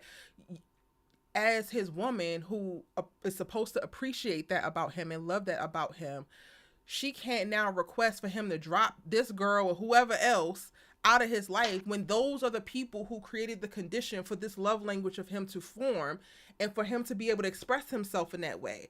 And you can't request for it to only happen for you, because we are not just like subjugated to our partners and like not living life with nobody else. And I was just like, damn, Novi, this is so fucking profound. She gave a bunch of examples. I recorded some of it. Maybe I'll create a video to like explore it a little bit more. But I just thought that was so brilliant. And in what you were just saying, it came up for me of like, okay, there's a very real threat in that both Connie and Karen would have sex with Zach, right? So hmm I'm not negating that and I'm not excusing that. That's a yeah, very real thing. However, Fatima has to figure out a way to better navigate the actual positives that come out of the relationships that he has and the feelings that he has for these women, because she would benefit from them and he benefits from them. So whatever the yeah, vulnerability and the comfort is that is being cultivated by these women, you need to be paying a damn attention and not trying to squelch that and demonize that, but figure out what does that look like for you. And as long as you're able to communicate your clear boundaries of like what will and will not work and what is and is not allowed for your relationship, and he's able to agree to it, y'all set those parameters for your relationship, then you move forward that way. You get yeah. nowhere in trying to fucking Godzilla it and smash all of the landscape that has laid the foundation for the man that you supposedly just fell in love with. Because without those women, this man would not exist. Absolutely. I don't know. I I just agree. I feel like I just went too meta, but like that really was. I watched that earlier today, and I'm like, oh, this applies. It does, and I think in real life too, because it's like you get with someone, and it's like almost where whoever was in their life before you doesn't exist anymore, and that's not reality. That is not reality. I know for me, a lot of my friends are guys, but I'm very intentional when it comes to them being in relationships. Like there may be a certain dynamic change because you have someone, and I respect them in their place in your life. But I know for me, I'm one of those people, like my love language is like acts of service. So I love to give gifts, and I'm very intense. So if somebody say, "Yeah, girl, I was thinking about getting me this like this bracelet I saw. It was only like maybe $50, but and in my mind I'm like, okay, so maybe I get it. Like I'm just that person. I remember I had a coworker, and he loved Reese's, which I can't stand Reese's buttercups. But that was his. I can't stand them. But those were his favorite candies, and I don't know. We had such a kismet. I don't know what it was. I felt like he was my soulmate, but it was nothing romantic about us. Mm. And I had never experienced that so quickly in my life. I had never ever experienced nothing like that. And I knew that's what he liked. And so almost every morning I would always stop at the store to get me a coffee, and I would get him, and he had a girlfriend, but it was just like I love the way giving gifts or giving of something made other people feel. Yeah. Like that's just what I like doing. And it's like I'm not, I'm not gonna. And my man say, "Well, I don't like you giving him cologne." I respect that. It's not gonna stop me. You know what I'm saying? But because that's who I am as a person. Like Right. that's And who. that's what Novi But was saying. why, Yeah. why do I have to It's who change? you And that's a are. big part of me. Yeah, it's a Mm-hmm. big part of me. It's like knowing that I'm not gonna disrespect you, but this is what makes up Alicia. I'm just that person. If I know your favorite soda is Sprite, when I go to the store, I'm gonna get you one. When you open the refrigerator, it's gonna be in there. And that's just how I've Mm-hmm. always been. So to take that away from me, I'm not gonna form and fashion myself to be something I'm not to be with you. Yeah. And I don't think you should ask anybody to do that. Not when it's something positive. I don't think it Right. should be something that you should change like that. But I miss Novi lives, and I love her. Like she's one of my favorite people to follow on social She's media. amazing in real life. Like I I love just Novi in love real her. life. Oh my god! Like I love everything. I love her essence. But I'm gonna have to check. Hopefully she saved it, and I can check it out. But I like that. I agree with that. I agree with that. Yeah, child. So we are outside the duplex, and Fatima's getting the lowdown of why little Miss Connie is there to cut the damn alarm on and off. I'm like, Tyler, this is Yeah. where you getting sloppy because also Zach didn't even get to open the damn door when Connie stopped him when he pulled home. So he didn't leave the. And this is the nitpicky, I guess, writer creator part of me because I just Me hate too. when like the storylines don't line up. Like tighten up, shaking like a stripper in church. Tighten up, like relax and Yes. just tell the damn story. Like Connie, the essence of it, the vibe of it, the tone of it was perfectly fine. She delivered cool. But the specific dialogue choices, are you gonna lock up? Are you gonna turn the alarm on? I thought that you just turned the alarm on. Like what are we doing? And it's little things like that that will pull me out really quickly. That pulled me out. Just go to the hospital. He doesn't want me there. He hasn't called me to tell me. This woman just told you that this man's mother OD'd, which took me back to the burning salon. This man's Mmm. mother just OD'd. Connie tells you he's at the hospital, and because you act like you was concerned when you thought Zach was in the hospital. She tells you the reason why he's there. You was like, oh my god, his mom, is she okay? Kind of like she OD. Like what you think? No, she's not okay, but she can go there. But Fatima, she OD. That says enough. Well, he didn't call me and tell me that he wanted me there. I'm like, Fatima, I don't like this quality. I don't like this trait about you. Mm. Because why would you even be a thought when this man's mom is fighting for her life? Why do you esteem yourself so high? That's just me. Why do you esteem yourself so high? Even with Karen, he Ellie, thought the woman was dead. He Ellie, thought she died. He didn't acknowledge you. Girl, Ellie. shut the hell up. Huh? What's up? What's up? You gonna treat me like that over your mom?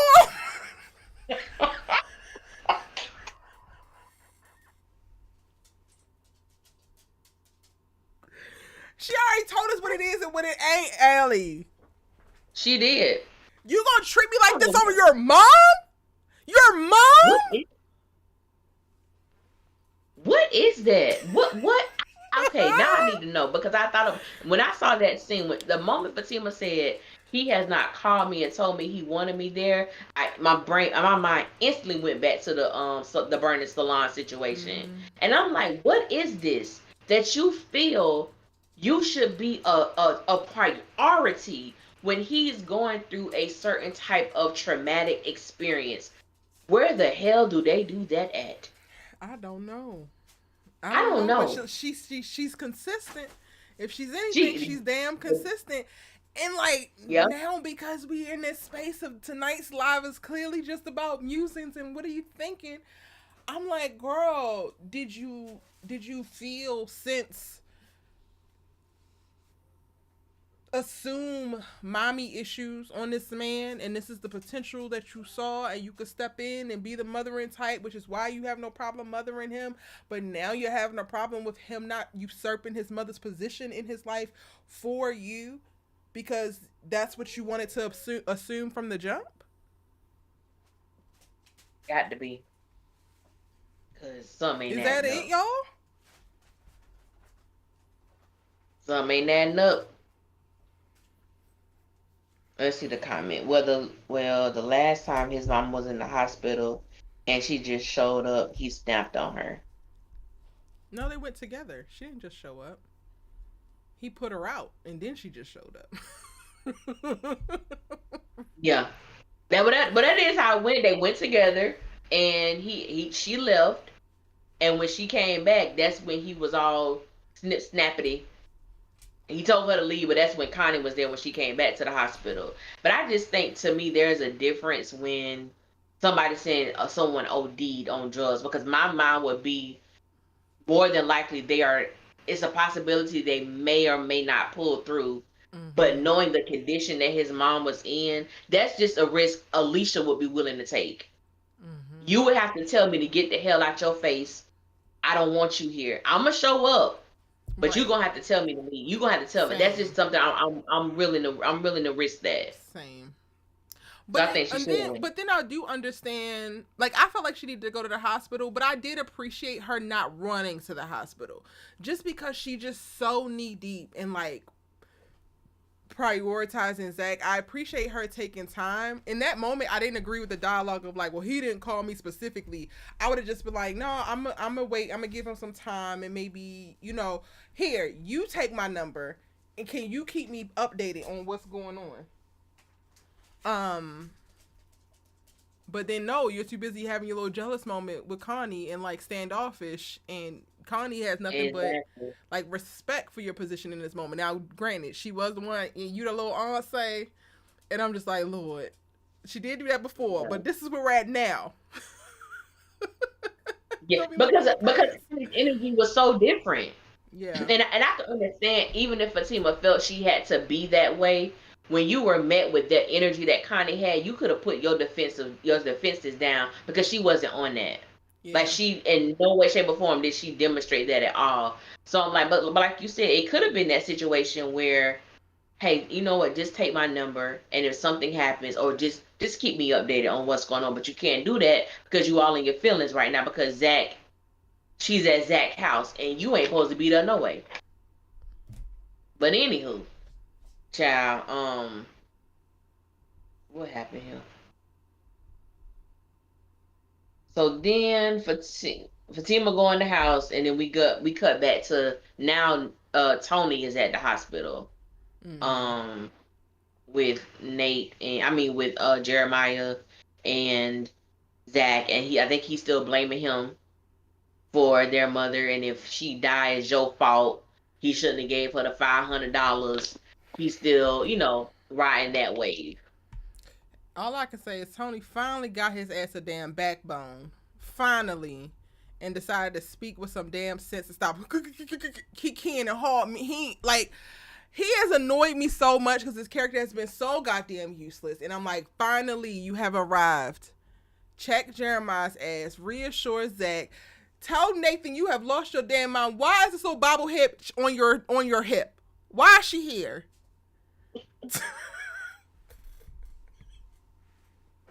Oh God, not bobblehead. No offense, Danielle, but Belinda. No, but I get it. I get it. Yeah, but that was I think that was a quick scene. After that, wasn't really much to that. Tony was just reassuring him that you ain't got to be in this by yourself. Yeah. And Zach was kind of saying, this is what's to be expected. This is my life. Up, down, up, down. This is my life. This is what happens, right? I guess. Which is like, I get it. And in this moment, I guess I can't say what I'm about to say, but I'm going to say it anyway because I'm on Our Sister's Keeper and this is a safe space. Yeah. Zach, you have more control than you're allowing yourself to believe. And the way that you try to exact power, but then also pretend like you're powerless is pissing me off. Honestly. I agree. You don't have no control over your mother ODing, but there's quite a bit of other things and choices that were made and mindsets that need to be adjusted on your part that you 100% have control over, and your ass is lollygagging and acting like you don't, or leaning into your ego and choosing that over wellness and health. And then you want to sit and want somebody to feel sorry for your ass, even though I do in this moment, but you want somebody to feel sorry for your ass as if you're powerless. Meanwhile, you're wreaking havoc, sir. Havoc over people's lives. And this one moment is being turned around and dished back to you, and it's not okay. I don't wish this on you at all. However, be fucking for real. Okay, Zachary? Yeah. Expeditiously. This just your life, ups and downs. These are also your choices. Since we're talking about ownership, we want people to own stuff. Yeah. And everyone has it. I'm like, you're not exempt. Everyone has ups and downs. Everyone has unexpected situations. Everyone parent is not a crackhead, but everyone has their own type of struggle. And I just feel like with Zach, it was hard for me. I don't know. I wouldn't say like I had compassion in the moment because I understand what it's like when you have a parent and you don't know what the outcome is going to be. Like I understand that very well. So I could relate to this moment. But then it goes back to like, well, this is my life, right? Up and it's like that. That is something I just can't give it. But I like how you did it as far as like you have more power than you think you do, but then on the other hand, you act powerless in some fashion. And I don't know. I think just because Zach just takes on this burden of, oh, woe me, why me, it's always me, I'm always the blame. Because you are. 95% of the time, sir, it's you. It's you. That's the tea. And like I have identified quite a bit. Like I last week was literally having a moment with my mom, and I was just like, maybe I want too much out of life. Like, and that's why I'm not getting certain things that I feel like I deserve because I want too much. And having that woe is me mindset in a moment, or like experiencing those feelings, are natural and normal. But for me, like what came subsequently, especially after like talking with my mom or talking with a best friend or something, is like, no, you're not asking for too much. Reaffirming that, it's just like, well, what is in your power to change where you're at and how you feel in reference to what you're receiving? It's like he throws it out there and then it's just out there, and it's like you're not going to do anything with it, but nothing is going to change because you're doing nothing. Absolutely. And then the shit that you're choosing to do is some opposite backward stuff for the stuff that you actually want. You so-called want to be in a healthy relationship. You want to get married. You want to have kids and have this strong-ass family, but you don't want to talk. You don't want to go to therapy. You don't want to do anything but have sex 6 times a day. You don't want to go listen to jazz. And like you... How is it supposed to happen, Zachary? How are you supposed to get these things that you want when you're not willing to do any of the other things in between? And then you want to sit there and say, oh, it's just my life. You damn right it's just your life. Just like it's just your damn choices. And just your damn goofiness. Simple as. Now you get on my nerves. Oh, man. I mean, it's the truth. Ain't nothing but the truth. Okay. Where we at in the episode? Girl, we at what's the Angela and what's his name? Sam. It's early in the morning. Huh? Horseman. Horsey.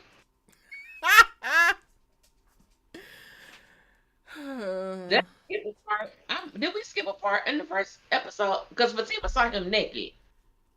Yeah. Because wait. She went downstairs. No, that was in this episode. Because she coming downstairs to go... Okay. To go... Wait, is it? No, she's coming back in? Hold on. Yeah, because it must have been it must have been this episode.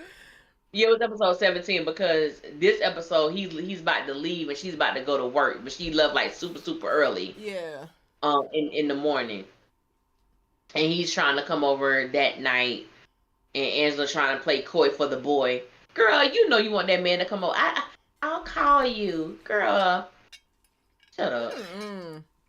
While Angela didn't get on my nerves in these 2 episodes, I'm falling out of interest with the portrayal and the conversation around hypersexuality. And this is not me trying to be a prude, but like Angela is also a character that seemingly like she wants a healthy relationship. So why are we prioritizing horse sex? Like, why is that the only thing that you're asking for? This boy don't have to take you to dinner, don't have to ask you no questions, don't have to do nothing. You changing clothes because you don't look desperate enough. It's just like, girl, you a baddie. You look good all the time. Face card never decline. You are always going to be able to pull this. We know that. Like, what else? What else? Yeah. So yeah. I wasn't annoyed by her in this episode or the previous one, but what did just stick out to me is just how one note this is. And like, girl, you got all these problems with Bryce, and I hate the even perpetuation of her and Bryce, because they don't need to ever be a thing. She don't respect his lifestyle. She don't respect his choices, and that's fine. It doesn't align with what she wants. Stop trying to make fetch happen, Tyler, because it just don't need to happen. But also, like, what are we going to see her do to show that she actually wants to walk into a healthy relationship? Because this isn't the grounds to start one. You can have the most amazing sex with demons, okay? Those are probably the ones that's going to give you the spellbinding ass sex. The demons.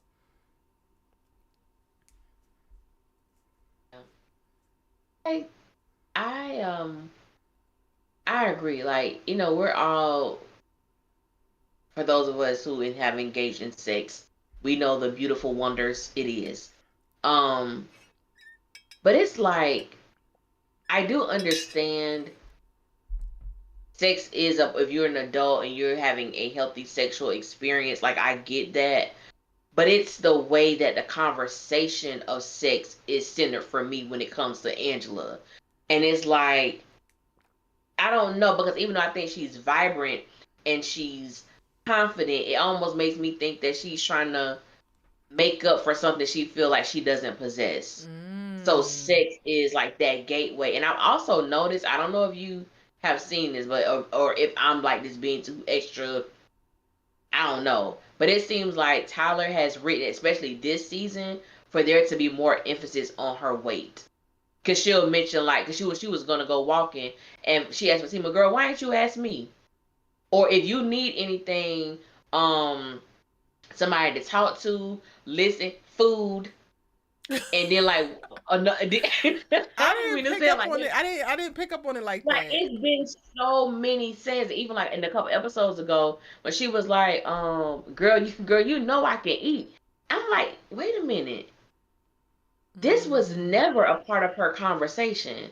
This was never a part of her narrative. Why are these little nuggets that I don't appreciate are being dropped in this particular half of the season when it comes to Angela's character? She's never done this before.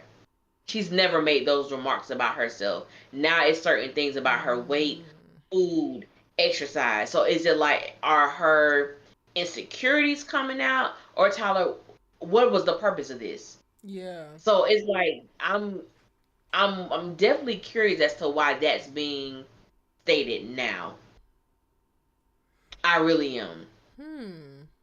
And even though she didn't really annoy me, I think Angela just she did annoy me this episode when she talked to Bryce.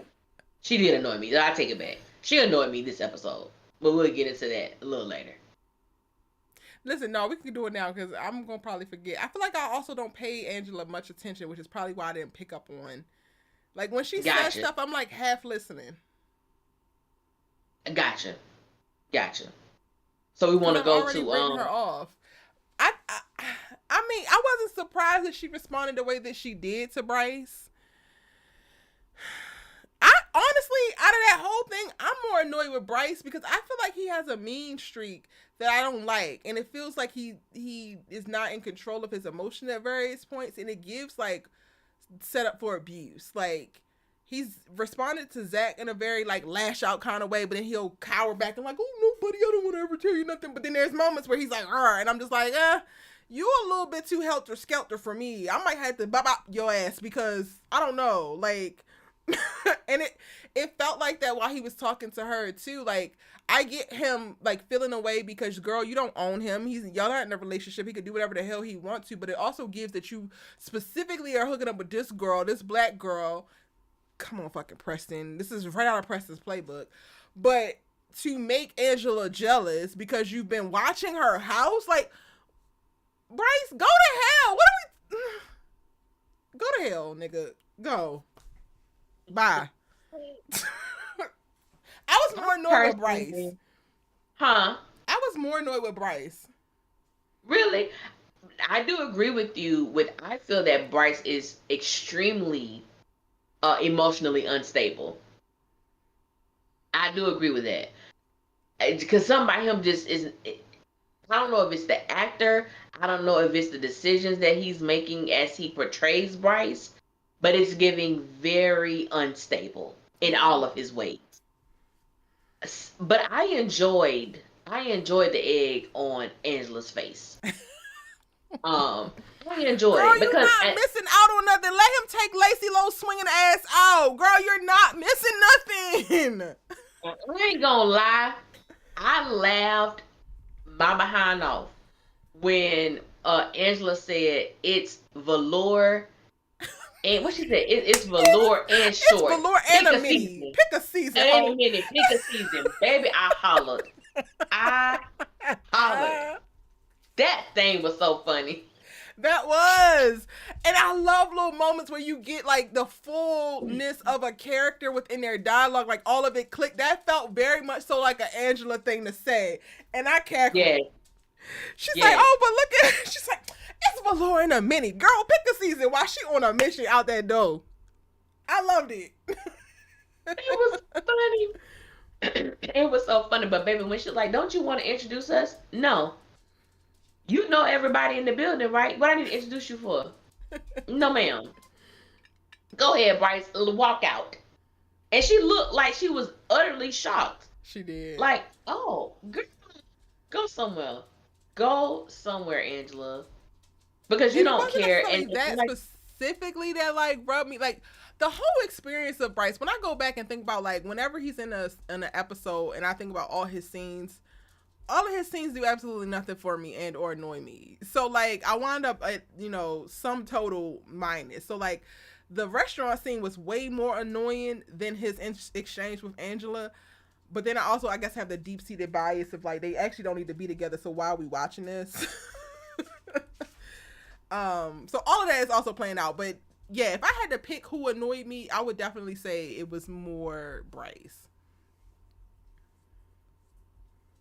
And see, that's how I feel that way about every character on this show, especially the supporting cast. But I have to like really like try extra hard to stay in it. Even though I do get pulled out on certain parts, but I try because it's like I can live. It's Zatima, and I mean this, and I'm not trying to diss nobody. I think the actors are doing a great job, but Zatima could really become white noise to me.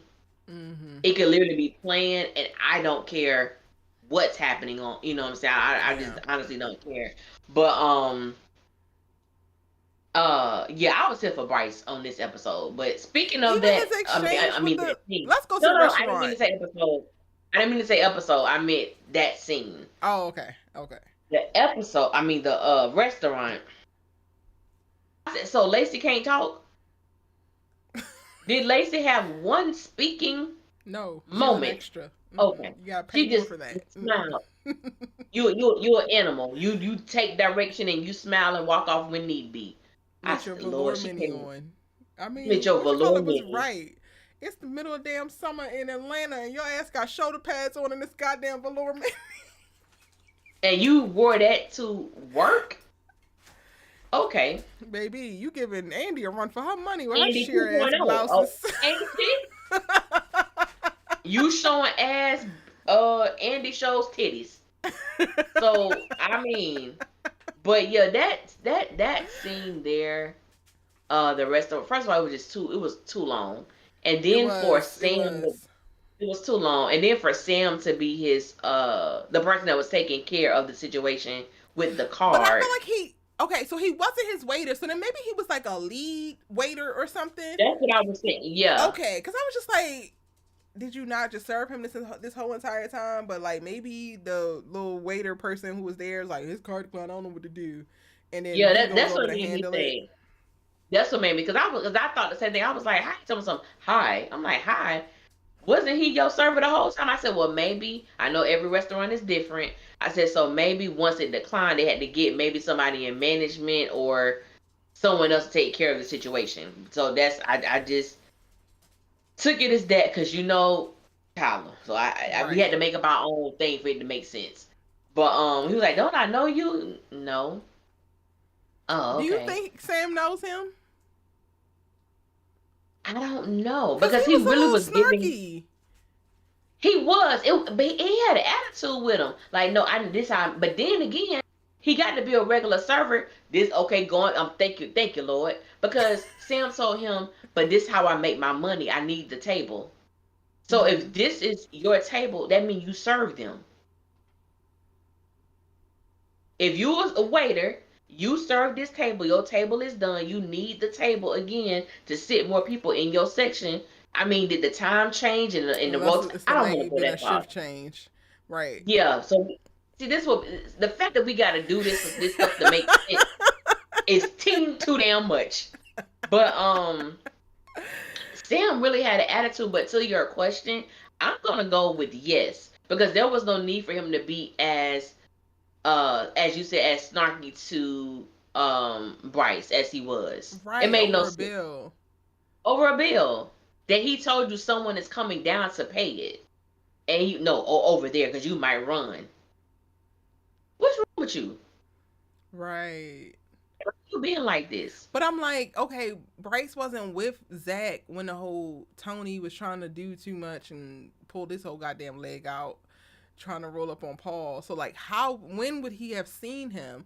I know, Bryce mentioning Angela, like, oh, Angela, so maybe that could have been the thing that sent him of like, oh, you don't know me, like, You know that he know Angela. You didn't see that part? Like that's what Bryce led with. He's like, you know Angela. And he was like, no, I don't. So he asked him, "Do you know me?" He said, "I know you." Right, but he also said, you know Angela. And then Sam said, "I don't." Yes. Correct me if I'm wrong, y'all. Let me pull the episode up.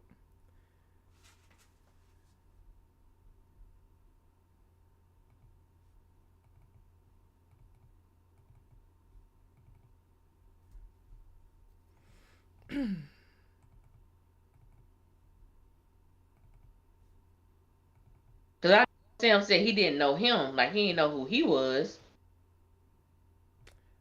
Not that. Okay, here we go. We over here.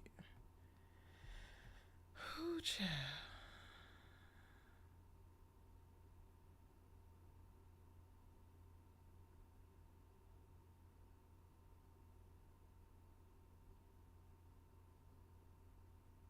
He did. I don't know who you talking about. What? Yes. You joking me? No. Hold on, can y'all hear that? Hold on.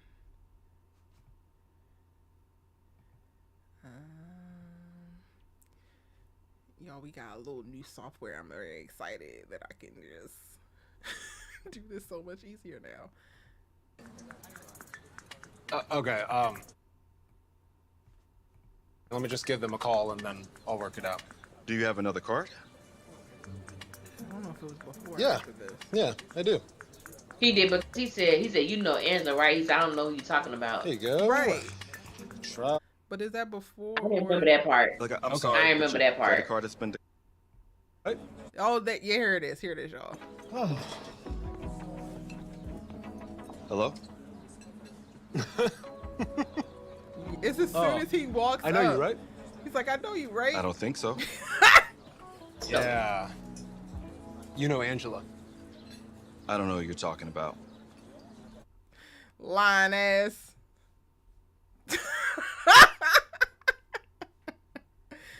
So it could have been that him bringing up Angela threw him off a little bit, and it just led me to believe that Bryce is stalking Angela. He got to be. How the hell do you know that?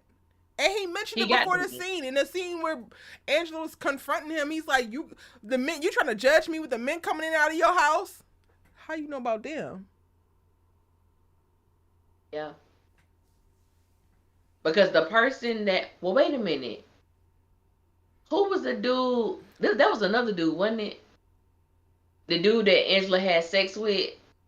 Oh, that was the other one. That was the other one when they all went out and Fatima was trying to make Zach jealous. He was completely different. Sam is Paul's friend. Yeah. Somebody said that Bryce saw him at the club. Bryce was never at the karaoke club. Right? Yeah, I don't think he was there. Yeah, he didn't go, I don't believe.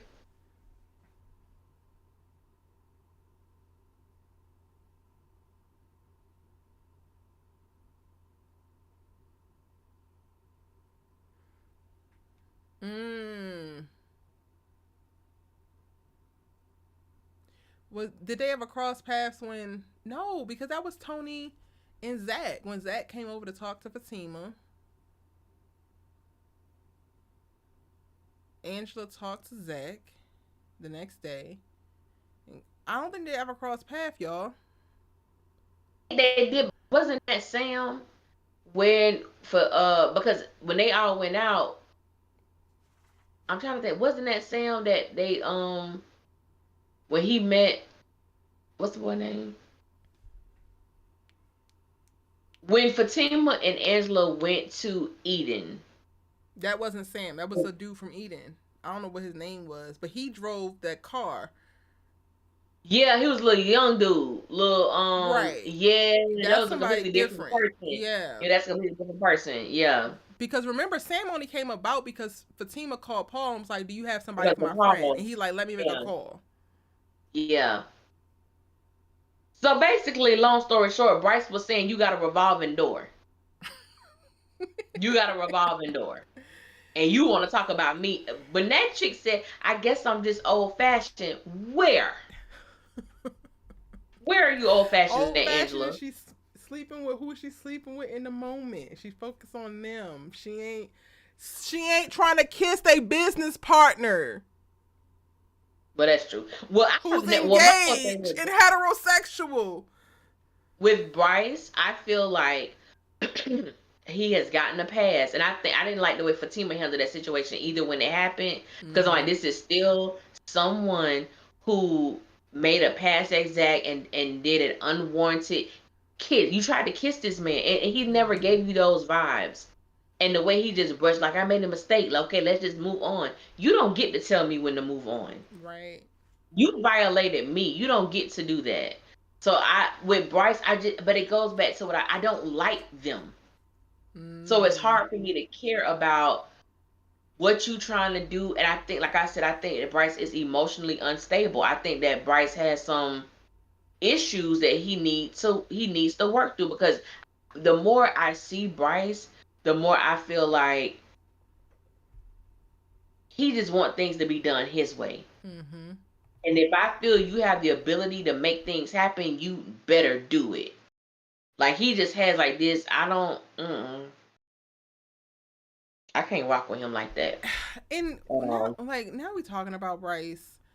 What are we actually talking about here, Mr. Perry? Because didn't Bryce have plenty of money? And like, don't he have a full-time job and he's supposed to be doing this on the side? So why is his credit card now getting declined and he leaning on his money that Zach had when he's always had more money than him?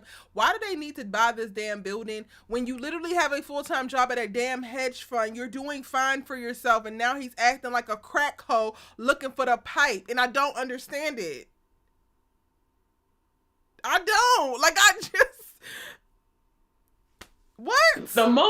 The moment you said he acting like, what you say? He acting like a crack hoe. Is that what you said?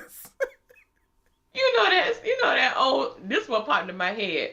You know that, and this song is old as hell. And it was like, your mama on crack.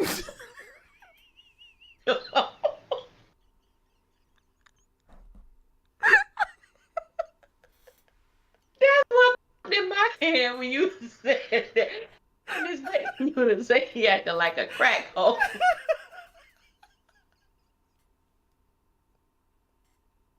See right there? That's some of that man acting like a crack hole.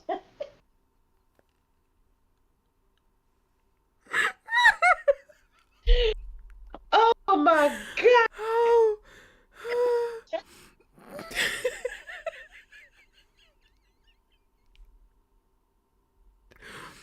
That is just what came out. Ellie, you put the extra spice on that damn song.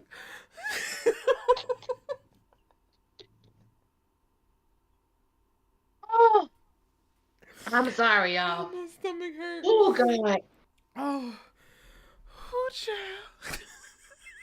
Well, he is. Like, the way he's shaking and fainting for this goddamn project, you're not getting it. Zach don't have the money. Let it go. He don't have it. But you brought up a great point. Because this is something that Bryce was doing on the side. Bryce works with Gary. He has a great job and he has money. So we've been supposed to believe. Now all of a sudden you can't afford a dinner because you're trying to put it on your business card with Zach, and you don't have money to cover it. You don't have no cash on you. You don't have no other card you can use that's tapped to your funds aside from the business. So I'm assuming all of their money is frozen. Is that what they're trying to? Mm-hmm. That's the drive that Tyler's trying to make. Mm-hmm. But baby, he was Bryce about to lose his little mind at that table when he realized he ain't have no money.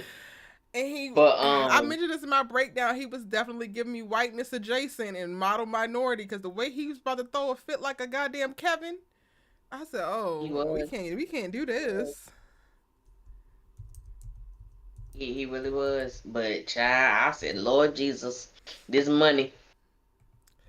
And even that, maybe the SEC storyline is coming back, but I'm so over it. Like, I agree. I agree. What are we doing, mister? I agree. Because you trying to tell me, even bringing that storyline back up, Zach ain't smart enough to outsmart that lady that they had on that case. Because she was, well, maybe you're right, maybe, but I'm going to be looking. It's like Zach was able to outsmart her, like, come on, but he's going to, like a phoenix, he's going to rise from the ashes, always. But I'm just like, man, be for real. Be for real. Please and thank you. We jumped around in the episode. What else did we miss? What happened? Bryce calls Fatima to tell her to tell Zach to call him. And she was like, well, I'm sure he'll get you. Because she never said she would. She was just like, if you've been calling him, I'm sure that he'll get, your messages or whatnot. And then that was really that scene there. Then we get Connie, who's still in Zach's car, and calls Fatima. And now we get this mushy ass moment that they could have kept. That Tyler could have kept. I told it call Fatima. It didn't call nobody. I told him to call the lady of my life, and it didn't call nobody. I said call the love of my life, and it called you.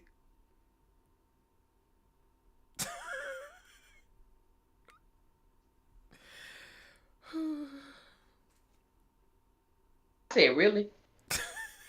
The love of my, when really? Did this become Convince Fatima, the episode? Like, what? Yeah, first of all, we know damn well that contact name ain't that damn long. Number one. But Tyler, it's your world. It's truly your world, because you are creating something, sir. It would just seem too much. Yeah. It was too syrupy. And I love. But I'm like, that was just too syrupy and so damn convenient. And why is Connie still trying to convince Fatima to go to the hospital? Like, if you gonna go, you gonna go. What she said, her name ain't Aaliyah. so she ain't finna go back and forth. And then she And continued to go back and then she forth. continued to go back and forth. I said, don't use baby girl name in vain now. Please don't use my friend name like that. Please don't bring her up and then drop the damn ball with it. Period. Because you shouldn't have. And she should have said, if at first you don't succeed, dust yourself off and try again. That fit more than that did. But okay, Tyler, I give you that, I guess. And then we get it's a short scene with Fatima and Angela, which I don't even remember what they talked about. Girl, all Angela did was get pissed at Bryce's episode and tell Fatima how she needed to go to the hospital. That's it. That's all. Yeah, go to the hospital. Then Fatima goes to the hospital where she sees Belinda. I was here for that exchange. I was so here for it. Don't I be was worried so here about where for I am, it. because I'm going to be in jail once I put a cap in your ass. Okay. Period. I'm like, I don't get it. I don't get it. But I was here for that exchange. But yeah, she shouldn't have had her ass there. But she got her rights read to her. Her and Nathan, take your asses on up out of here, please and thank you. And this is, Heifer, why you still here? You drove him, so you just sitting around. They told you to leave, not to walk 10 feet and have a seat in the chair. She said she wasn't going nowhere. She's worried about Zach. I'm not going nowhere. That's what she said. Belinda. But we get to Zach and Fatima sitting and talking. And I get that she needed to get to the hospital and be there for him because she really cares about him and all of that kind of stuff. And I know that this is a very trying time, so you can't really expect much of anything from him. He has nothing to give. He's pouring out all of these emotions and stress behind what could possibly happen to his mom. And this is a time where you put yourself to the side so that you can show up, because this will help the person that you care about with just being in your presence. But even to just think about, Zach knew enough to say, I know that you're mad. And I know they're not going to go into it given the circumstance, but also like, but I need you here, but you can't leave me. And yes, this is all about you. She is showing up for you. But even in that moment, it's not even a glimmer of hope of like, okay, he might understand the true value of life and like what he has and all of that. He is still he's still Zach. True and true. And this is all about him. Mind you, it's a valid circumstance that should be about him and his mom and how he feels about that. But this is what your life looks like, and this is what your life will continue to look like. Yeah.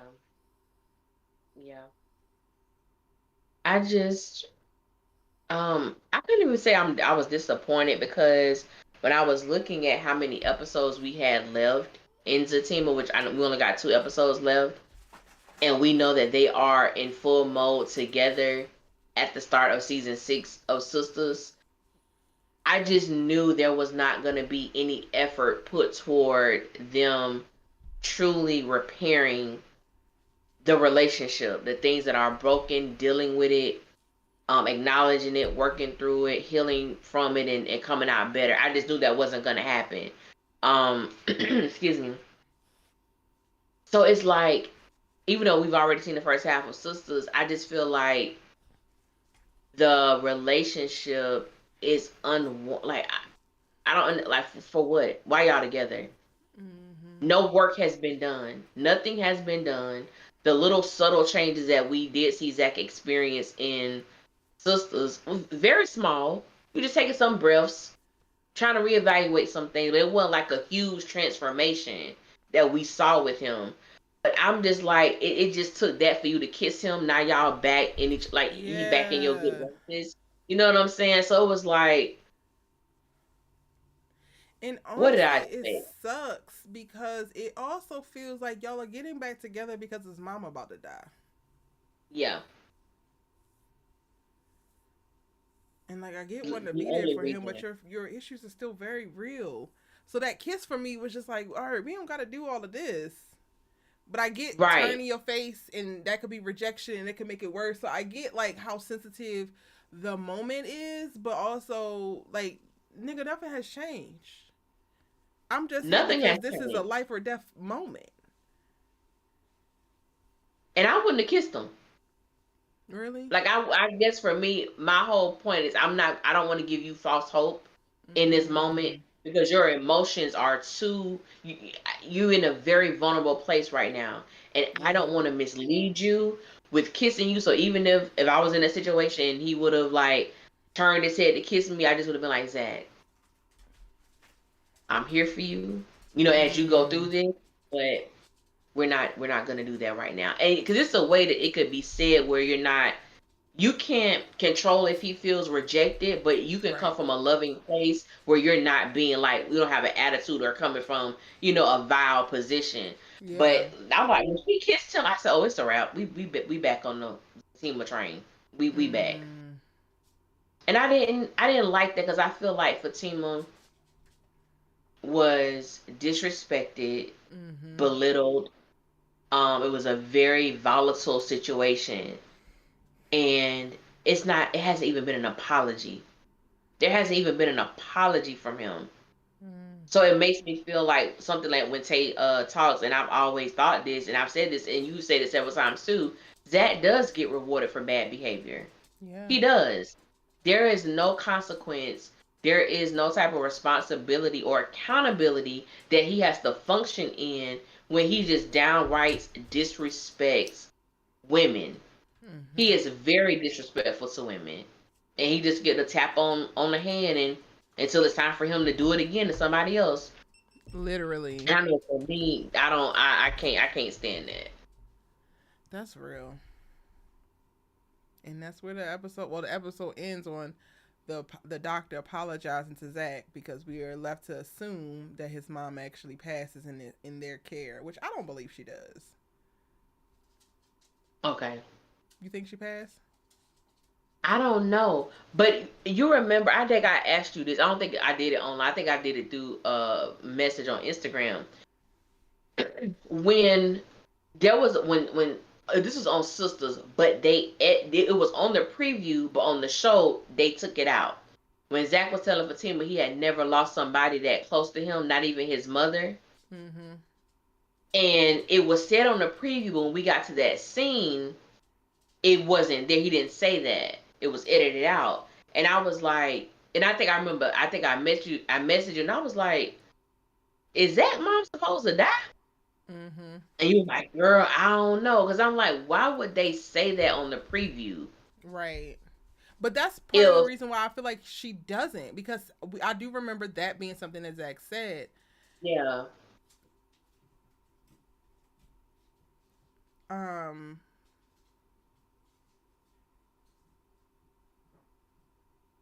So I guess we just gonna have to see, child.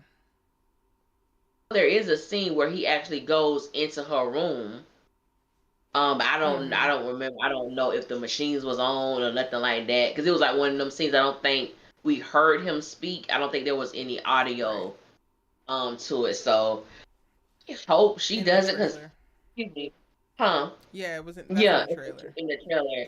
Yeah, because I really actually me personally, I would like to see. I would like for it to be shown to the audience the healing process of a parent going through their um rehabilitation, and even mending relationships with her children. Because I'm like, because to me, the fact that Tyler brought up therapy, do it the right way. Yeah. Don't just use therapy as like, oh yeah, Zach went to therapy one time and now he's better. That's not true and that's not realistic. So since you brought it up, show that being played out. Like Yeah. really show that being played out, which I don't think is gonna happen, but that's what I would love to see. Like I think the easy thing to do is to have Miss Gladys killed off. That's the easy thing. And him But I never. don't want. Yep. Yeah. So hopefully that doesn't happen, but we shall see. We shall see. And with We that shall. said, y'all, this has been another dope episode of our Sister's Keeper. right here. Were there any comments you want to talk about? Oh, because I know we really didn't really read. I didn't really. I was trying to read them, but we really didn't say anything. So I know there was like one that stood out that you wanted to. I was trying to catch them as they went along. Most people were just agreeing with what we said.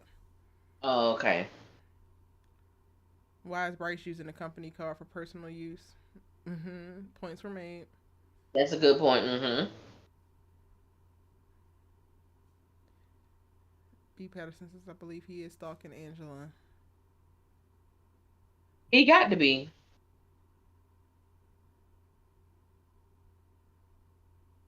Yeah.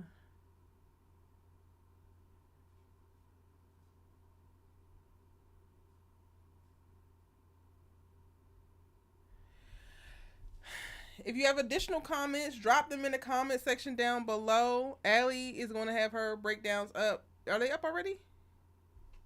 They're not up. I did the review for. I'm gonna tell you, I did my review for SISTAS, the part B, the trailer that came out. I had so much fun doing that thing. Even though SISTAS get on my nerves, I do enjoy doing my reviews for SISTAS. Yeah. And I knew, and I don't like doing this because when I give people my stuff, I love to be like on it. And I knew, I was like, I don't like Zatima. That's why it's a struggle for me to do my reviews, because normally I would have them out. And now when I do release them, I'm going to do it for both episodes. When I do release them, they are going to be good because I have to take my personal feelings out of it and just do it. But I'm like, I don't enjoy. Yeah. I don't enjoy this show, and so I don't. Yeah. That's why I got episode 16 this morning, because I was like, because I was debating, because I was like, I said, Erica put out episode 16 a day. I said, well, maybe I should do it. And the more I thought about it, I was like, I can't. I can't. But I will do the review for episode 17 and 18, but they will probably be up. Just subscribe. I gotta hope. If you subscribe, you'll know when it's up. Yeah, you'll know when it's up. But it will be up at least by Saturday morning. That I do know. It'll be up by Saturday morning. Yeah. Yes, y'all. And then SISTAS has a trailer running around for the second half of season 6. It looks like it's a complete switch. I did a breakdown for it already, so you can check it on the channel. My breakdowns for both episodes of the team are already on the channel because your good sis stayed up all night. Like, baby, Erica was on it, okay? Now, I work from home on Thursdays. So, I kept getting an alert on my phone. I said, Erica, what she? I said, okay. I said, damn, another one? I said, shoot, Erica. I remember you said you recorded, but it was like when I kept getting up, I said, oh, wow. I said, Erica was on. I said, you know what? That motivated me. Motivated me. Because even with the shy, I have not put out, I didn't put out my review. I know, girl. I ain't put out my review for the last 2 episodes. It. That's the craziest part about it. I'm actually enjoying it. I enjoy the shy, but then it's like it's so much. And I know we've talked about this before. It is so much stuff going on the shy. It's like, oh my God, like your reviews are gonna at least be 30 minutes because there's so much stuff going on. Yeah. And I'm like, yeah, I got to find a better way to condense it, but it just be so much. But I cannot. I have missed 2 weeks that I didn't do it, but I would not miss anymore. I will say that. But yeah. But I'm trying to get them out because my birthday is next Friday. So closing out Virgo season. Yes. But I'm gonna try to record a whole lot of videos before that and just schedule them to be released or whatnot. But yeah. But the review is up for SISTAS Part B trailer breakdown, and I will have Zatima up at least by Saturday morning. It'll be up. Yes. Yeah. And thank you to everybody who do send me video topics. I appreciate you. I have not made the videos yet, but I promise you, now that we know SISTAS gonna come back out October 18th, I will be releasing more SISTAS content. As we, approach the season, the second half of the season. Yeah. Yeah. I had me a ball. I had fun with that review. I was like, I missed her. Or girl, what? She really did. And she looks composed. She really did. She does. And I am here for it too. I'm here for the mess. I'm here for the messiness. I'm going to enjoy the mess. They going to get on my nerves, but I'm going to enjoy it. And we're going to be here. Y'all, we will be back next week for the season finale of Zatima, Our Sister's Keeper edition. PB Law said, Allie, do you take a deep breath before you start your reviews? Girl, these Zatima reviews, yes. Now, you can hear me in some parts in my review for Sisters. I'd be like, now we get the scene with Fatima and Zach. So you can hear that. You can hear that. But yes, to answer your question. Yes. All right, y'all. It's been real. If you catch us on the replay, real, drop a comment down below. Give this video a thumbs up because you watched it and you liked it. Because you watched it and y'all stuck around. We gonna see you in